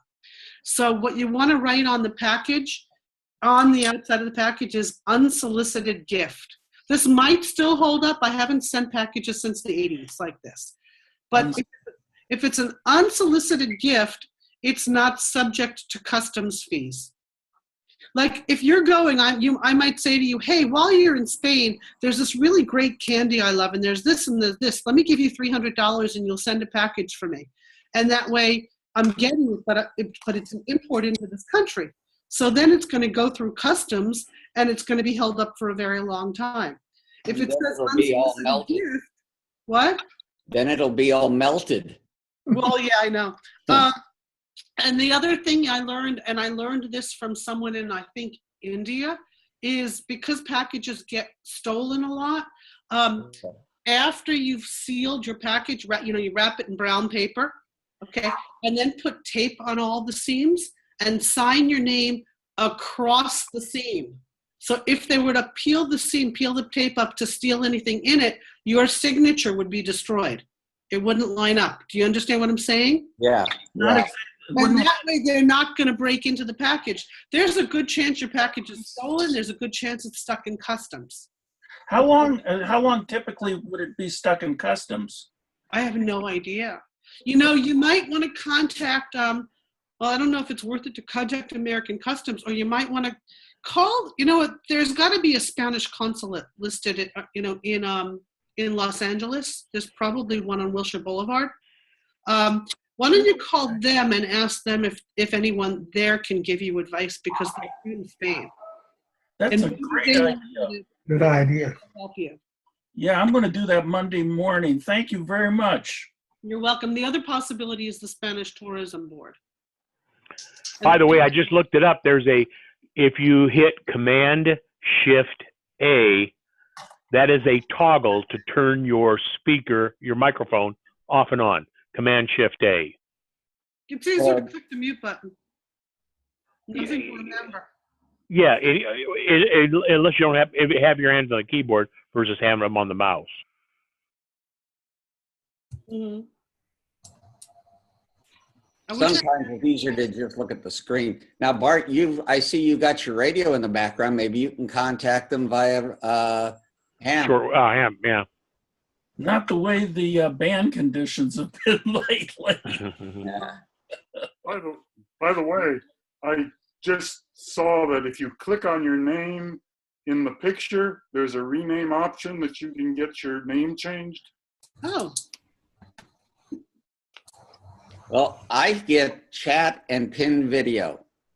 No, it's there, rename. Oh, right under pin video, it's rename and then hide Yes, my. there is. That's How about that? Mine doesn't have that. It does. It's there. I just changed mine. I changed mine. It's right below. Mine says. As a matter of fact, I can rename Steve, but it may only rename it at my end. There it is. I was down at Larry, and I understand now why. I can't do those other options on anybody but myself, of course. Right, but Steve's name already said Steve. Yeah, his said Steve Spiegel now. Yeah, it lets me change. I just changed Steve's, at least on my screen, to Steve. On yours, does it show Steve Spiegel, or does it just show Steve? It says Steve now. Oh, so it lets me change everybody. Well, that's interesting. That means as people log on, I could go in and rechange them right away, I guess. Well, look at Ron. You could Ron W. You change it to Ron. Yeah, see Ron. But, as we do these things, we of course learn. You're not getting everything. Who said that? Who said you're not getting everything? Since you're the host, Greg. Yeah, say that again. I was going to say, since you're the host, I can't change anybody's but mine, because all it gives. Yeah. You can change it because you're the host, but I only get chat and pin video. What is pin on video? Everybody else except me. Oh, that makes sense. But now your name has changed. You changed it. Yeah, Yes. Frank. And by the way, Deb, Frank was Mac or II. That's the name of my user account that I'm on. That's okay. All right, you were asking, Steve, what is pin video? Yeah. What pin video does is it takes, if you go over anybody's window if you want and you click on pin video, that becomes like the speaker, but it stays there. It keeps that particular person you pinned as the main image all the time. Oh, I see. Okay. I can't think of what use that would be. Oh, that would. Well, who knows? You're not going to see the presentation. Well, that's true. That's true. It's kind of weird that from a host standpoint, the only option I get for muting all or unmuting all is I have to have the participants window open in order to be able to do that. It's kind of weird. Seems like they'd give me a menu bar down here at the bottom to do that rather than have to, can't have everything, I guess. Now, here's a question for you, because I've had this come up this past month. Has anybody been on Safari and all of a sudden you're on a website and it comes up and it says, something's happened, emergency, don't turn off your computer, don't do any of these things and call this number right away? No, but that's phishing. That sounds like phishing to me, yeah. Yeah, but the thing is I have found that you can do a command option escape and do a force quit, and that'll do it. Or they say don't turn off your computer, and you turn off your computer and bring it back up, and it's right. You know, everything's working again. Yeah, that gets rid of it. What Yeah. they want you to do in that case is telephone the number, and then they tell you that you have a virus and you pay money. Of course, I volunteer over at Laguna Woods Village down here, a senior center, a senior living area. And what happens is these people, and I don't know how many times you tell them, they don't remember. I just had a customer that I haven't done for quite a few years, and they got, was going through and looking at all their, the dock, he had it on the right side, and down at the bottom was Mr. Matt Keeper. And Matt Keeper, I says, oh God, we got to deal with this.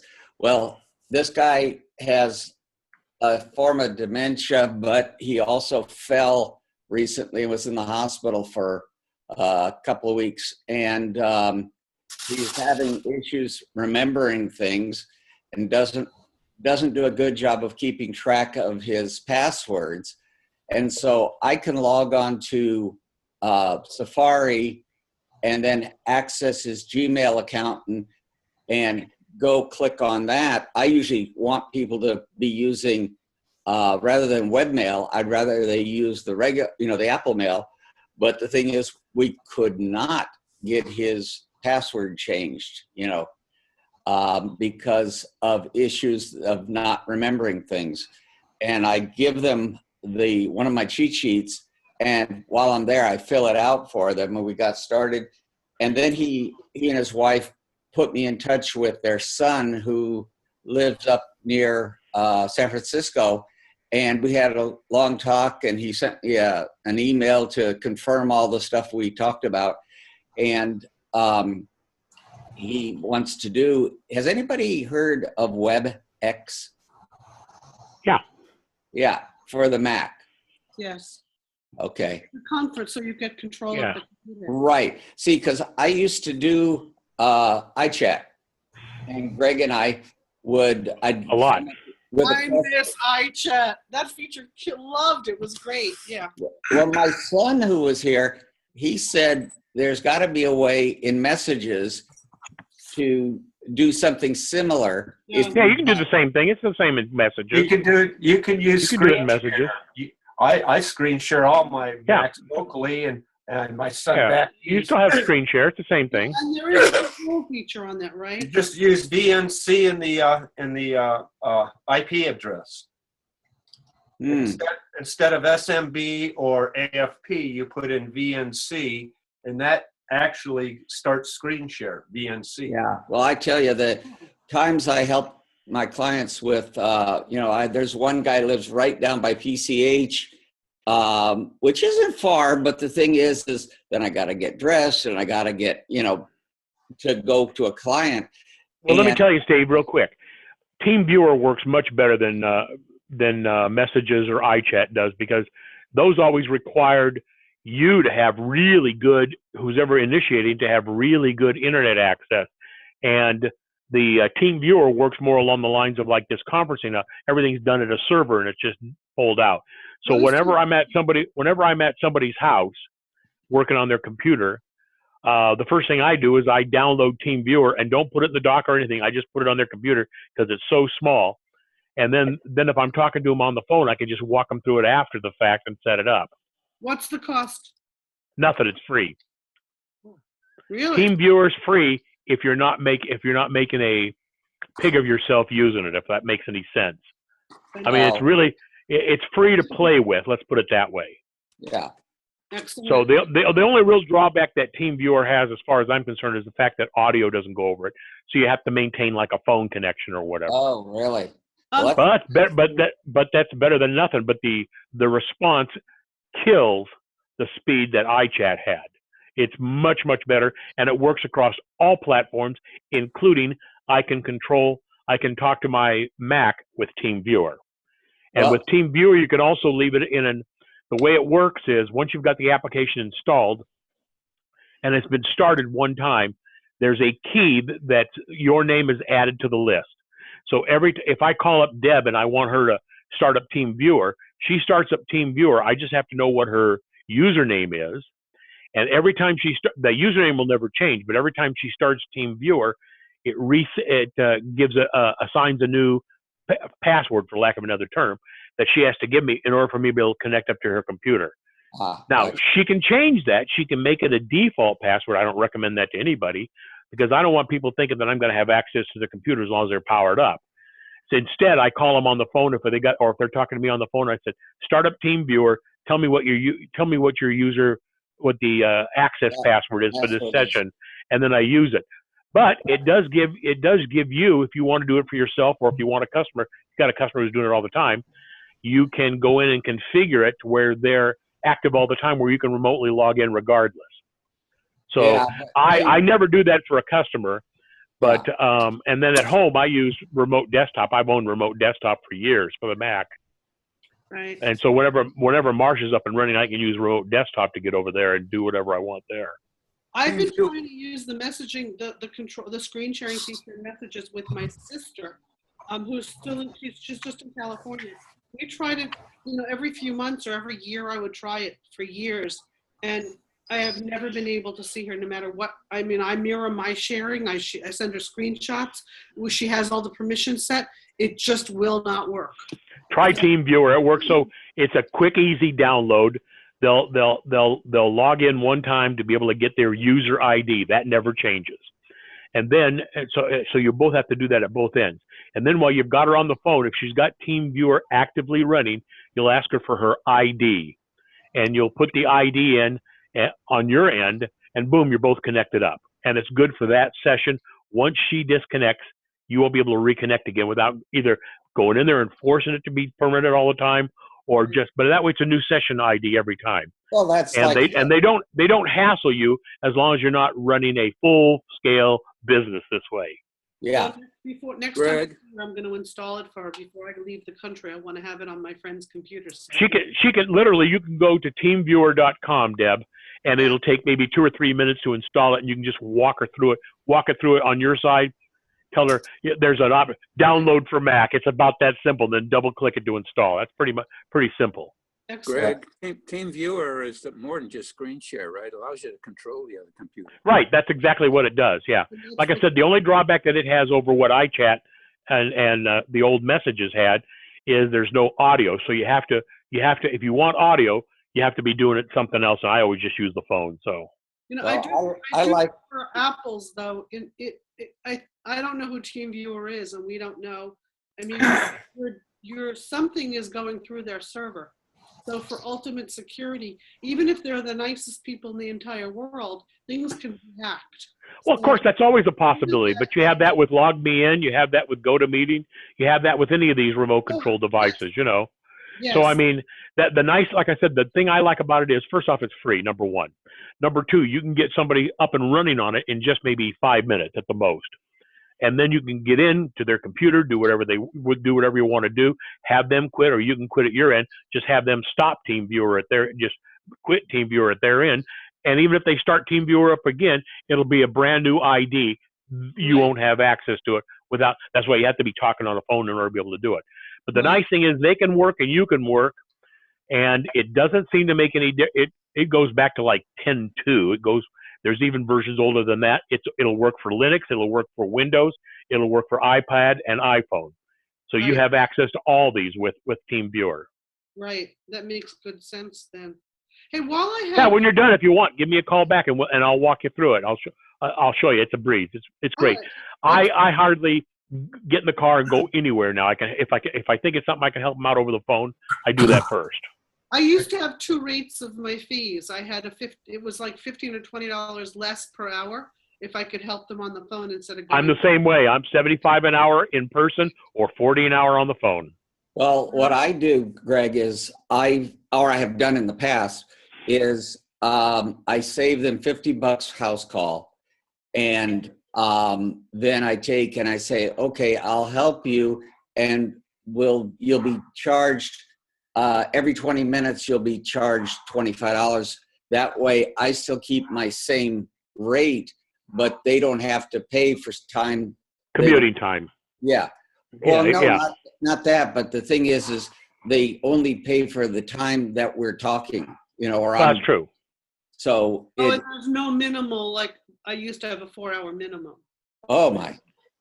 Oh no, I even get the first 20 miles. Yeah, that's true.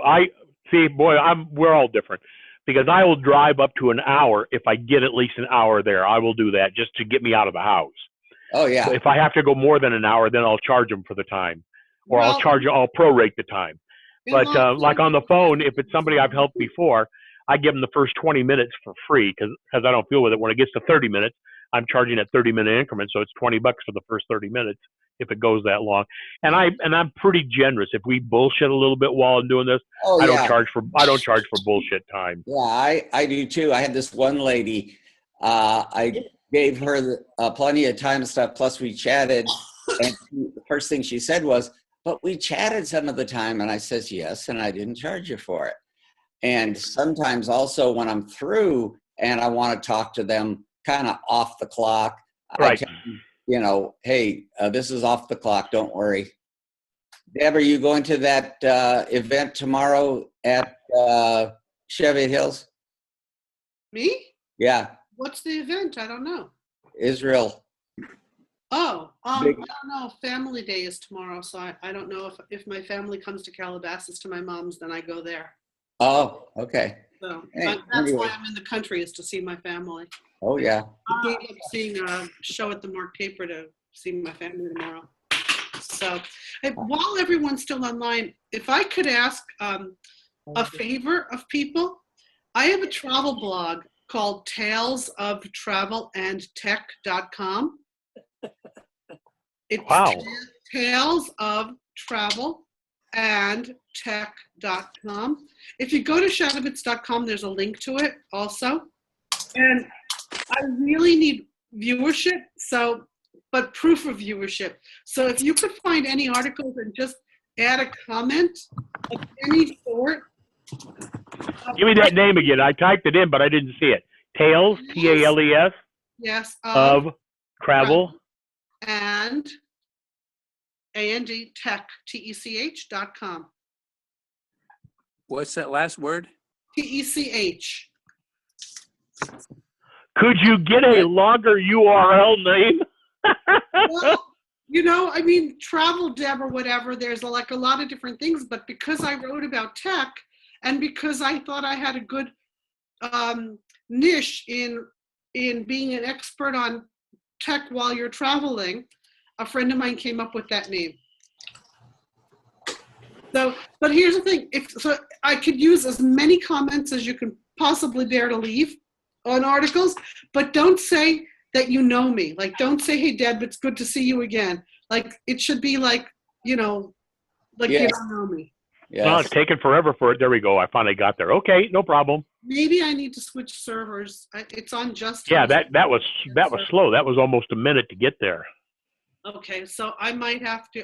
I know I have the slowest internet connection in the world here, so I wasn't sure. So I might have to switch to a better web server. Got to go to bigger candles.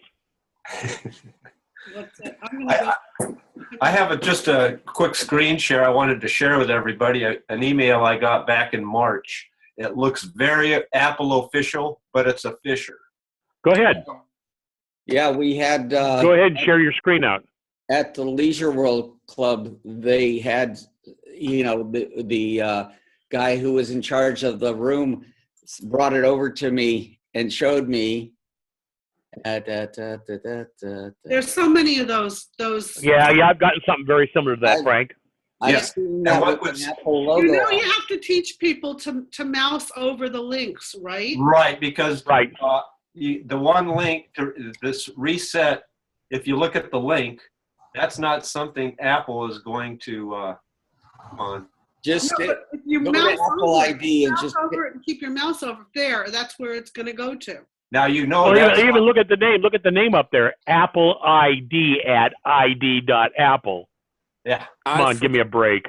I forgot about apple.com. Yeah, but people see, you know, I mean, Apple. They don't know like we know.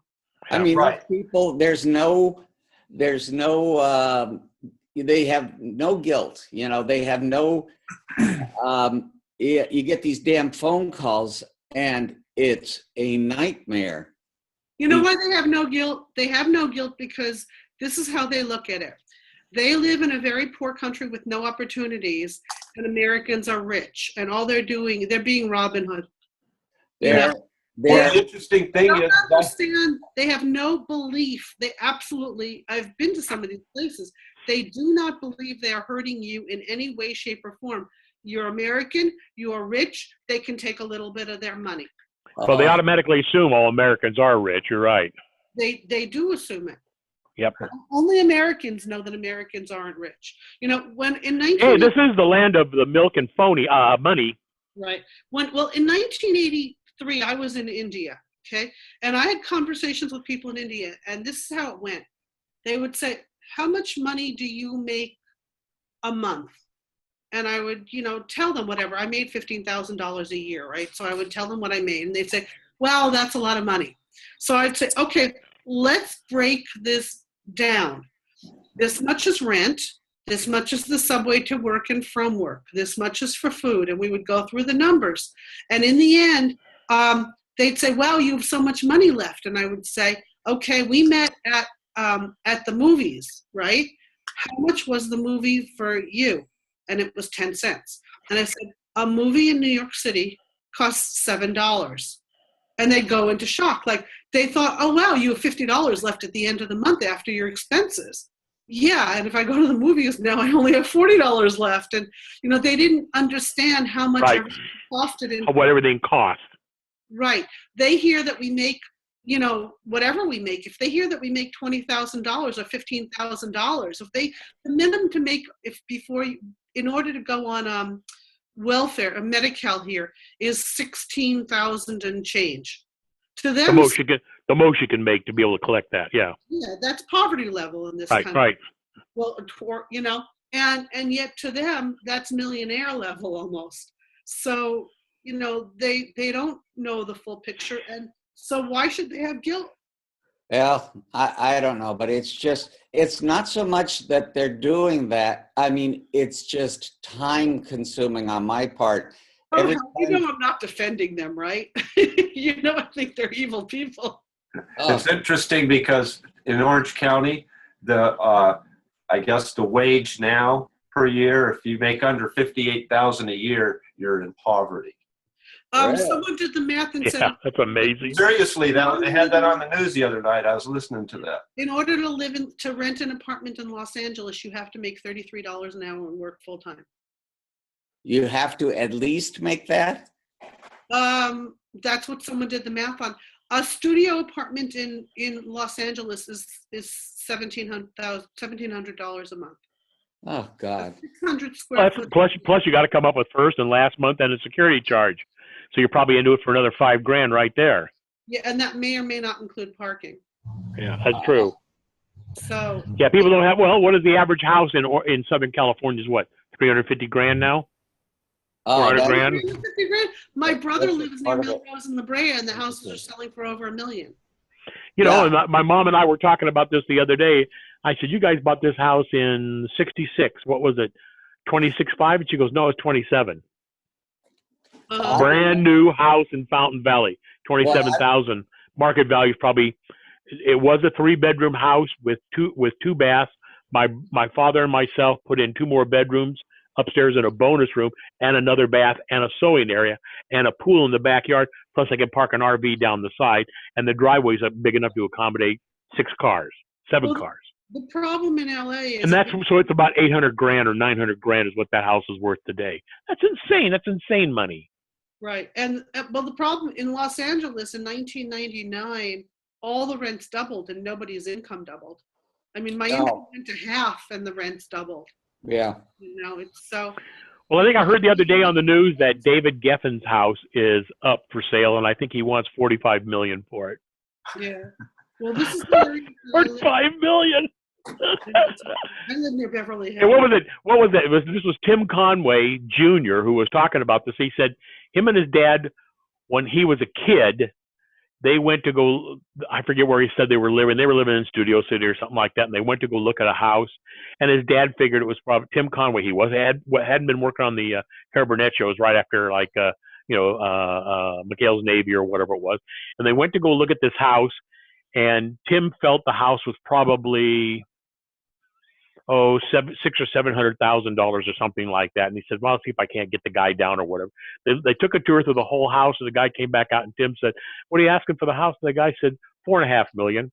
And Tim said, yeah, I could go for that. The only thing is it's not the right color. He was trying to think of an easy way of letting the guy down, right? Rather than saying it was too expensive. The guy says, well, you can get it paid. And he goes, no, I got a real thing about houses, not that the original colors aren't exactly what I want. But thanks anyway. We'll keep looking. And went back out, and he said, $4.5 million. What are they, nuts? Right. Greg, they're all, you get the Saturday paper, and there's a whole thing on houses and stuff. And Laguna Beach has anywhere from 1 million something, like 1.5, up to 14. Yeah, the 1.5 must be a shack. Well, I don't know. But the thing is we have someone in our family who lived in Beverly Hills, and I won't use names for fear my wife will kill me. But she put her house up in Beverly Hills in Holmby Hills for $150 million and ended up taking $85 million. And the chances are that an Arab bought it or something. Well, no, it was a daughter of an English race car driver. Okay. And then she didn't like the way it was, and it needed to be painted and all this stuff. And then finally she must have gotten bored with it and put it up for $250 million, figuring, okay, now she'll get the $150 million. It just. She might get it. Holmby Hills is a major area. I know, it's a very nice house and very nice area, but I don't think, my wife and I talked about this. We said, because we have family in LA, and so we say, I don't mind going there, but I can't live there anymore. I grew up in Gardena, where all those areas were, part of my routine. I'd go to the valley for events and stuff, and had friends out in the valley, but it's just too trafficy for me. And that's what I'm saying. It's 13 miles is 45 minutes to an hour drive. Yeah. I know this. I live on a block on Franklin, a block north of Hollywood Boulevard. Yeah, I know where it is. At La Brea. Wow. Well, I drove 5 miles the other day to the prosthetist to get some repair work done on my prosthetic leg. How long? 5 miles. It was 28 minutes to drive 5 miles of city streets. It's just crazy. Yeah. Yeah. So, The first $1 million. In this chat that doesn't own my own house or have or condo or something like that. So just feel for me, because I have to pay these rents. The first $1 million listing in Newport Beach was in 1980. And it was really, it was a big wow with everybody in the real estate or finance business, that there was really $1 million listing for the first time. Wow. Well, Beck House. You think, Bill, of Lido Isle. I mean, I've got pictures where there's a few a few houses on the peninsula there, and then you get, I forgot what they cost, but it would have been great to buy one at the time. But the thing is we weren't at that position yet. But the thing that I have the biggest problem is now they take and sell the properties. They're single-story homes, and they're 1 or 2 lots wide, and they somebody buys it for $1 million something and tears it down and builds a monstrosity. Yeah. Like LA has that mansionization or something. Mansions, people are calling them. Yeah. Wait, does everyone know where Pink's is located? Where Yeah. is? La Brea and La Cienega. That's my neighborhood. Or- No, La Brea and What else? La Brea and But, right Melrose. around the corner on the next block, Detroit Street. Yeah. There's homes there that are probably before 1940 were built. You know, small. Right. Yeah, this is my neighborhood. That's where I lived for years. Oh, is that right? Well, on Detroit Street, my in-laws moved there like in 1940, and they just there's like only 2 of them left in the house, and they just sold that house to a developer that's going to build, you know, like you say, mansions on there. $1 million? They got $1 million for it. That's what I'm saying. That's the neighborhood. I told you on my brother's street, my brother was 5 blocks over on Fuller. Just like Lido My Isle. brother's south of Melrose, which is a fancier neighborhood. Lido Isle and Newport Beach during World War II, those lots were selling for $45 because everybody was afraid that Japan was going to hit them. Well, they would have gotten it all if that's the case. You know, that I'm saying that's how much the property was selling for in Newport Beach during World War II. Nobody wanted to live there because of the Japanese threat. You know, we went up to Stanford to see my daughter compete in equestrian up there, and next to it or in it is Palo Alto, and that's where my wife and her family lived for a while. And we go down and see these houses that look like they might be in Costa Mesa or something like that.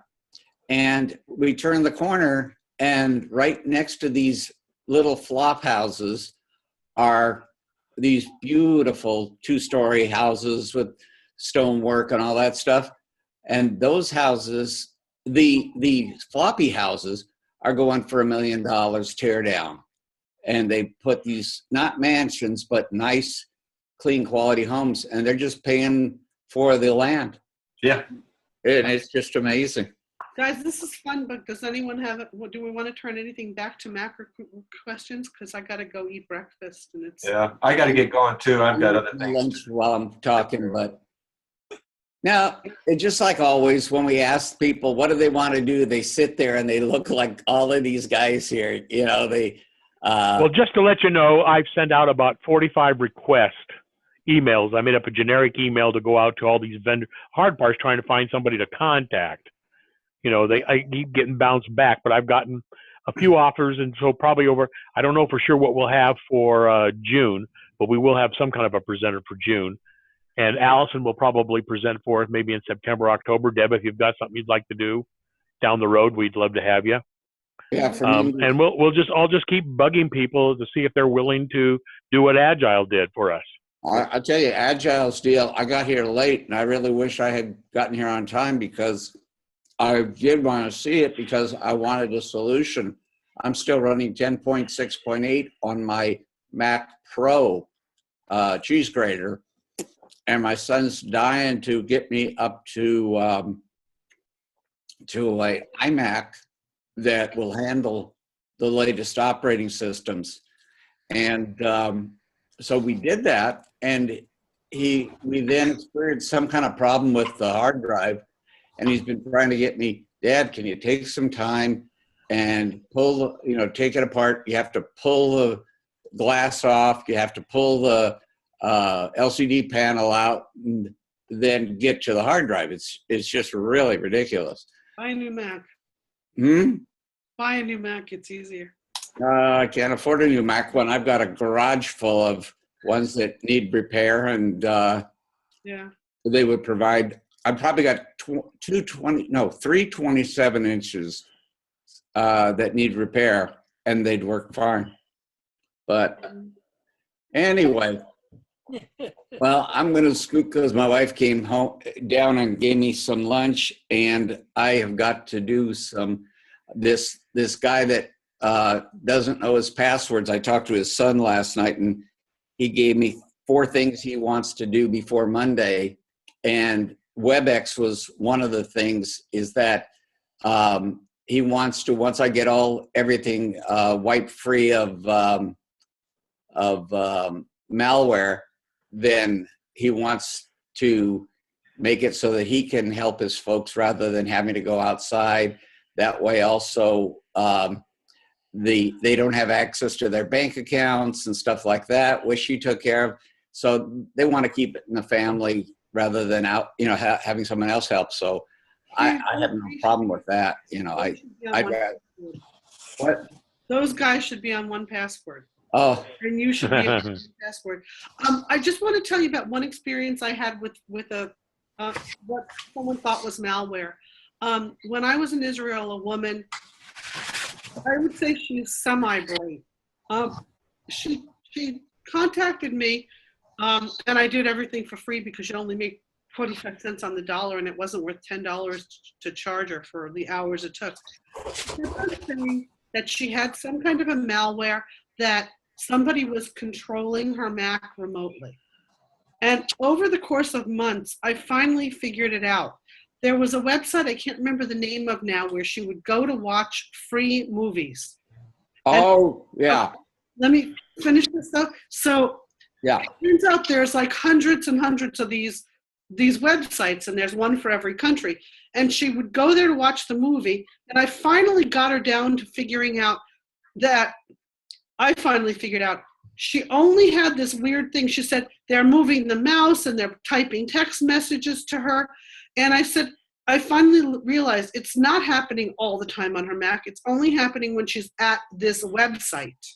Oh. And when she was watching a movie, so they had control of that particular web page. And then I found out even more. They were redundant messages in a pattern. Oh. And so it was like pre-recorded. Yeah, she was absolutely convinced. And I said to her, stop going to that website. I said, but I want to watch movies for free. I said, so you want to steal and you want to be dishonest. This is a religious Jew living in the most religious area of Israel. Okay. Yeah. I said, but you're okay with stealing and you don't want to pay the price. Yeah, yeah. That's you get what you pay for or don't pay for. That's what I said. I should have charged her. I should have charged her every penny I could have to help me out, but I didn't. Well, I had a lady that lives over here in the towers in Leisure World, and I am a sucker for people with problems that need help and they're senior and stuff. And so I said on the day that I was over at Laguna Woods Village I keep saying them both because I know them by both names. She said, well, I've got this problem. Somebody's broken into my house or my unit. And she said, they're taking paper out of my printer and they're doing this, doing that. Right. And they have access to my Wi-Fi and all that stuff. So I did it all, got everything all straightened out. And then I got the number of her son. And what happened is she said to me as I walked, or after I had walked out and getting ready to drive away, I had taken all of the notes I had with the passwords I used and everything like that, I had on a sheet of line paper, little legal pad. And she said, oh, I saw you took that with you. I said, yeah. I says, I want to know, have down in case you call and forget this or that. I want to have a way to have that. I says, I can't do anything with your computer from there, from remotely. And so she says, no, it can't leave. I've got to have it here. You got to leave it here. So of course, with the with the thing that I says, I got to keep these things because I want to talk to her son and daughter. And so I quickly snapped a photograph of it on the iPhone and then took it back into her, and she was okay with that, even though she didn't know I had it. But the thing is it's not, I don't find it wrong about that when you're doing correct things for people. But the thing is I talked to her son later on that evening, and he says, oh yeah, he says he had cameras installed in a different unit she lived in. And she said, he said that basically he had these cameras, security cameras, and he sat her down one day and says, Ma, look, nobody has been in your house. Here's minute by minute, what went on in your house. She's doing it and she's forgetting. That's right. That's right. Right. And so I'm done with her. She's pretty much happy with it because she came. I said to warn the next guy on the next day that does what I do, answer questions and stuff. And I said, just be on the lookout for this lady because, she'll drive you a little insane, and what she says will be kind of not make sense. And but the son confirmed that she has some issues that need to be addressed, and he couldn't get her to go to therapy or any of that stuff. It really was a pain. Steve, the thing about what I do is if you have a piece of paper that has her information on it, you have now opened up a vulnerability for her. Never mind that she's forgetting things. I don't mean that. Right. I don't take a piece of paper with any passwords or any information out of my clients' locations. I'm the same way. I'm the same way. Well, see, I usually write it on there. Let me finish. All You right. open up 1Password and you make a note. It's secure. Nobody can steal it. Nobody can access it, and you can't lose it. Okay. And I show my clients, if you want to ever ask me what was my password, you need to allow me to put it in here, and it's very secure. Look, no one else can get to it. I recommend you have 1Password, but this is where the notes are. Okay. And that's it. Because what I usually do is I write the information on the edge of their receipts, and that way they have it right there. If you're writing it for them and you're keeping it at their location, that's fine. Yeah, I Don't see what you're remove saying. their information from their house. I see what you're saying. You don't want to be responsible. You could be sued because you wrote it down and left it, and they don't remember that they gave away their password. Yeah, yeah. Because I created a new password for her airport. I mean, a new name for her airport. Because here's the thing: she lives in the towers, and each unit has their name on a little plaque. And I said, so feeding into her paranoia was, They know her name. all they got to do is walk downstairs, look at her unit. Oh, it's Maryland. Okay, they go back upstairs, and her airport was named Maryland. No one should have that. Yeah, and so that's why you pick another neighbor's name. Yeah. The only thing is that you can't go knock on your neighbor's door and say, "Can I use your Wi-Fi?" if you don't know which is their Wi-Fi. Yeah. But no, but you can hide. But you can hide the name. You don't need to show it. You can hide it. You can block the SSID. Oh, that's a pain in the ass. Then you have to. Yeah, I agree. Yeah. Well, it's okay for you. It's a pain for everybody else.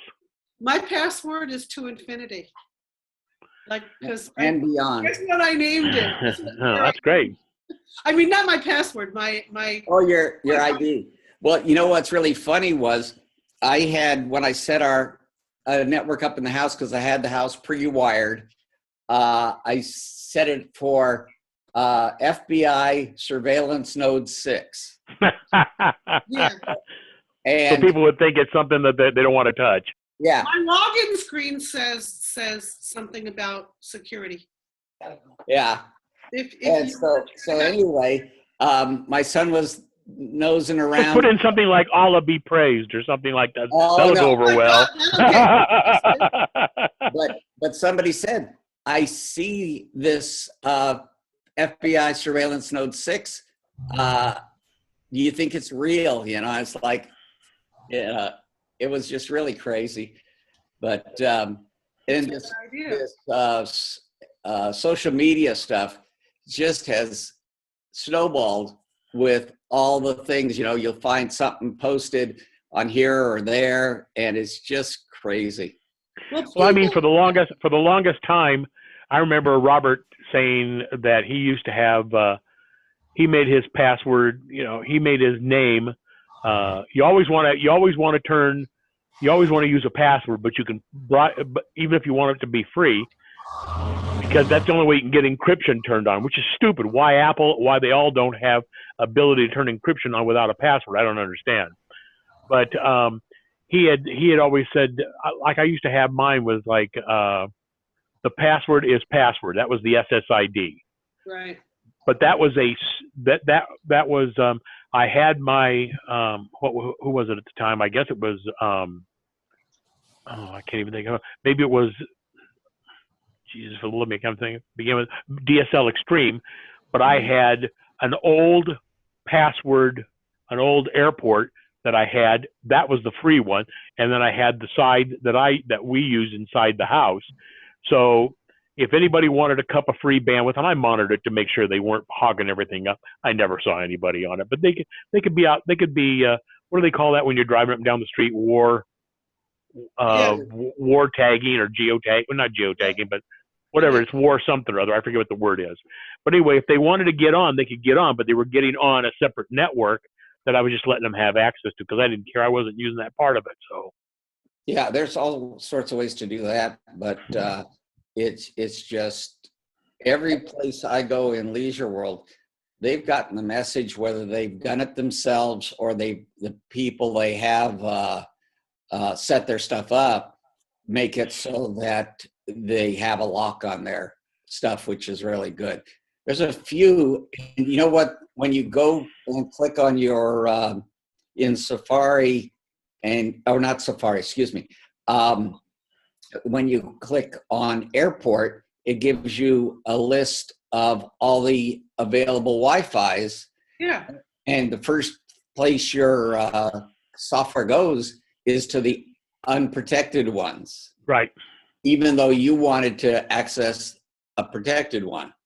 So in my building, there are, I mean, where I'm living, I have maybe 20 or 30, at least 20. Yeah. 30, and they're all locked. Yeah. Yeah, they're almost all. Well, if you're going with a service like we've got, Uverse, now it's DirecTV, but when they install them, they automatically lock them up front to begin with, and then I've got mine one level down from that just because I owned it already. So. Right. So it's a double stage. If they get in, they're going to have to really play with it because now they're in and they have to get in again. You know. Mm-hmm. Next level. Yeah. Anyway, I already paid for it. Might as well use it. What the hell? I gotta go. if nobody's got any more questions, I'm gonna scoot. All right, Steve. All right, guys. Nice talking to all of you. And I'll have the video up in a couple of days and then send you out a link if you want to give it to anybody. Oh, Greg, you know, one thing. Thank you, Greg. Just before Mark was here sitting with me during the presentation, and I looked at the screen and I said, it says 149, and he looked at his phone and it was 1049, and I couldn't realize. And then I finally realized that was they were back east. Yeah. Right. Great. Okay. See you next time. Okay. Thanks, Greg. You're welcome. Greg, I'm downloading TeamViewer now, but do you want to do it now? Or Sure. You want to try it out? Well, I've got to disconnect before I download because I have the world's slowest internet. It's going to take, well, it'll take 2 more minutes. Yeah, That's you fine. want to do it with me? Sure, if you would like. You have my home phone number, my cell phone number? I'm looking.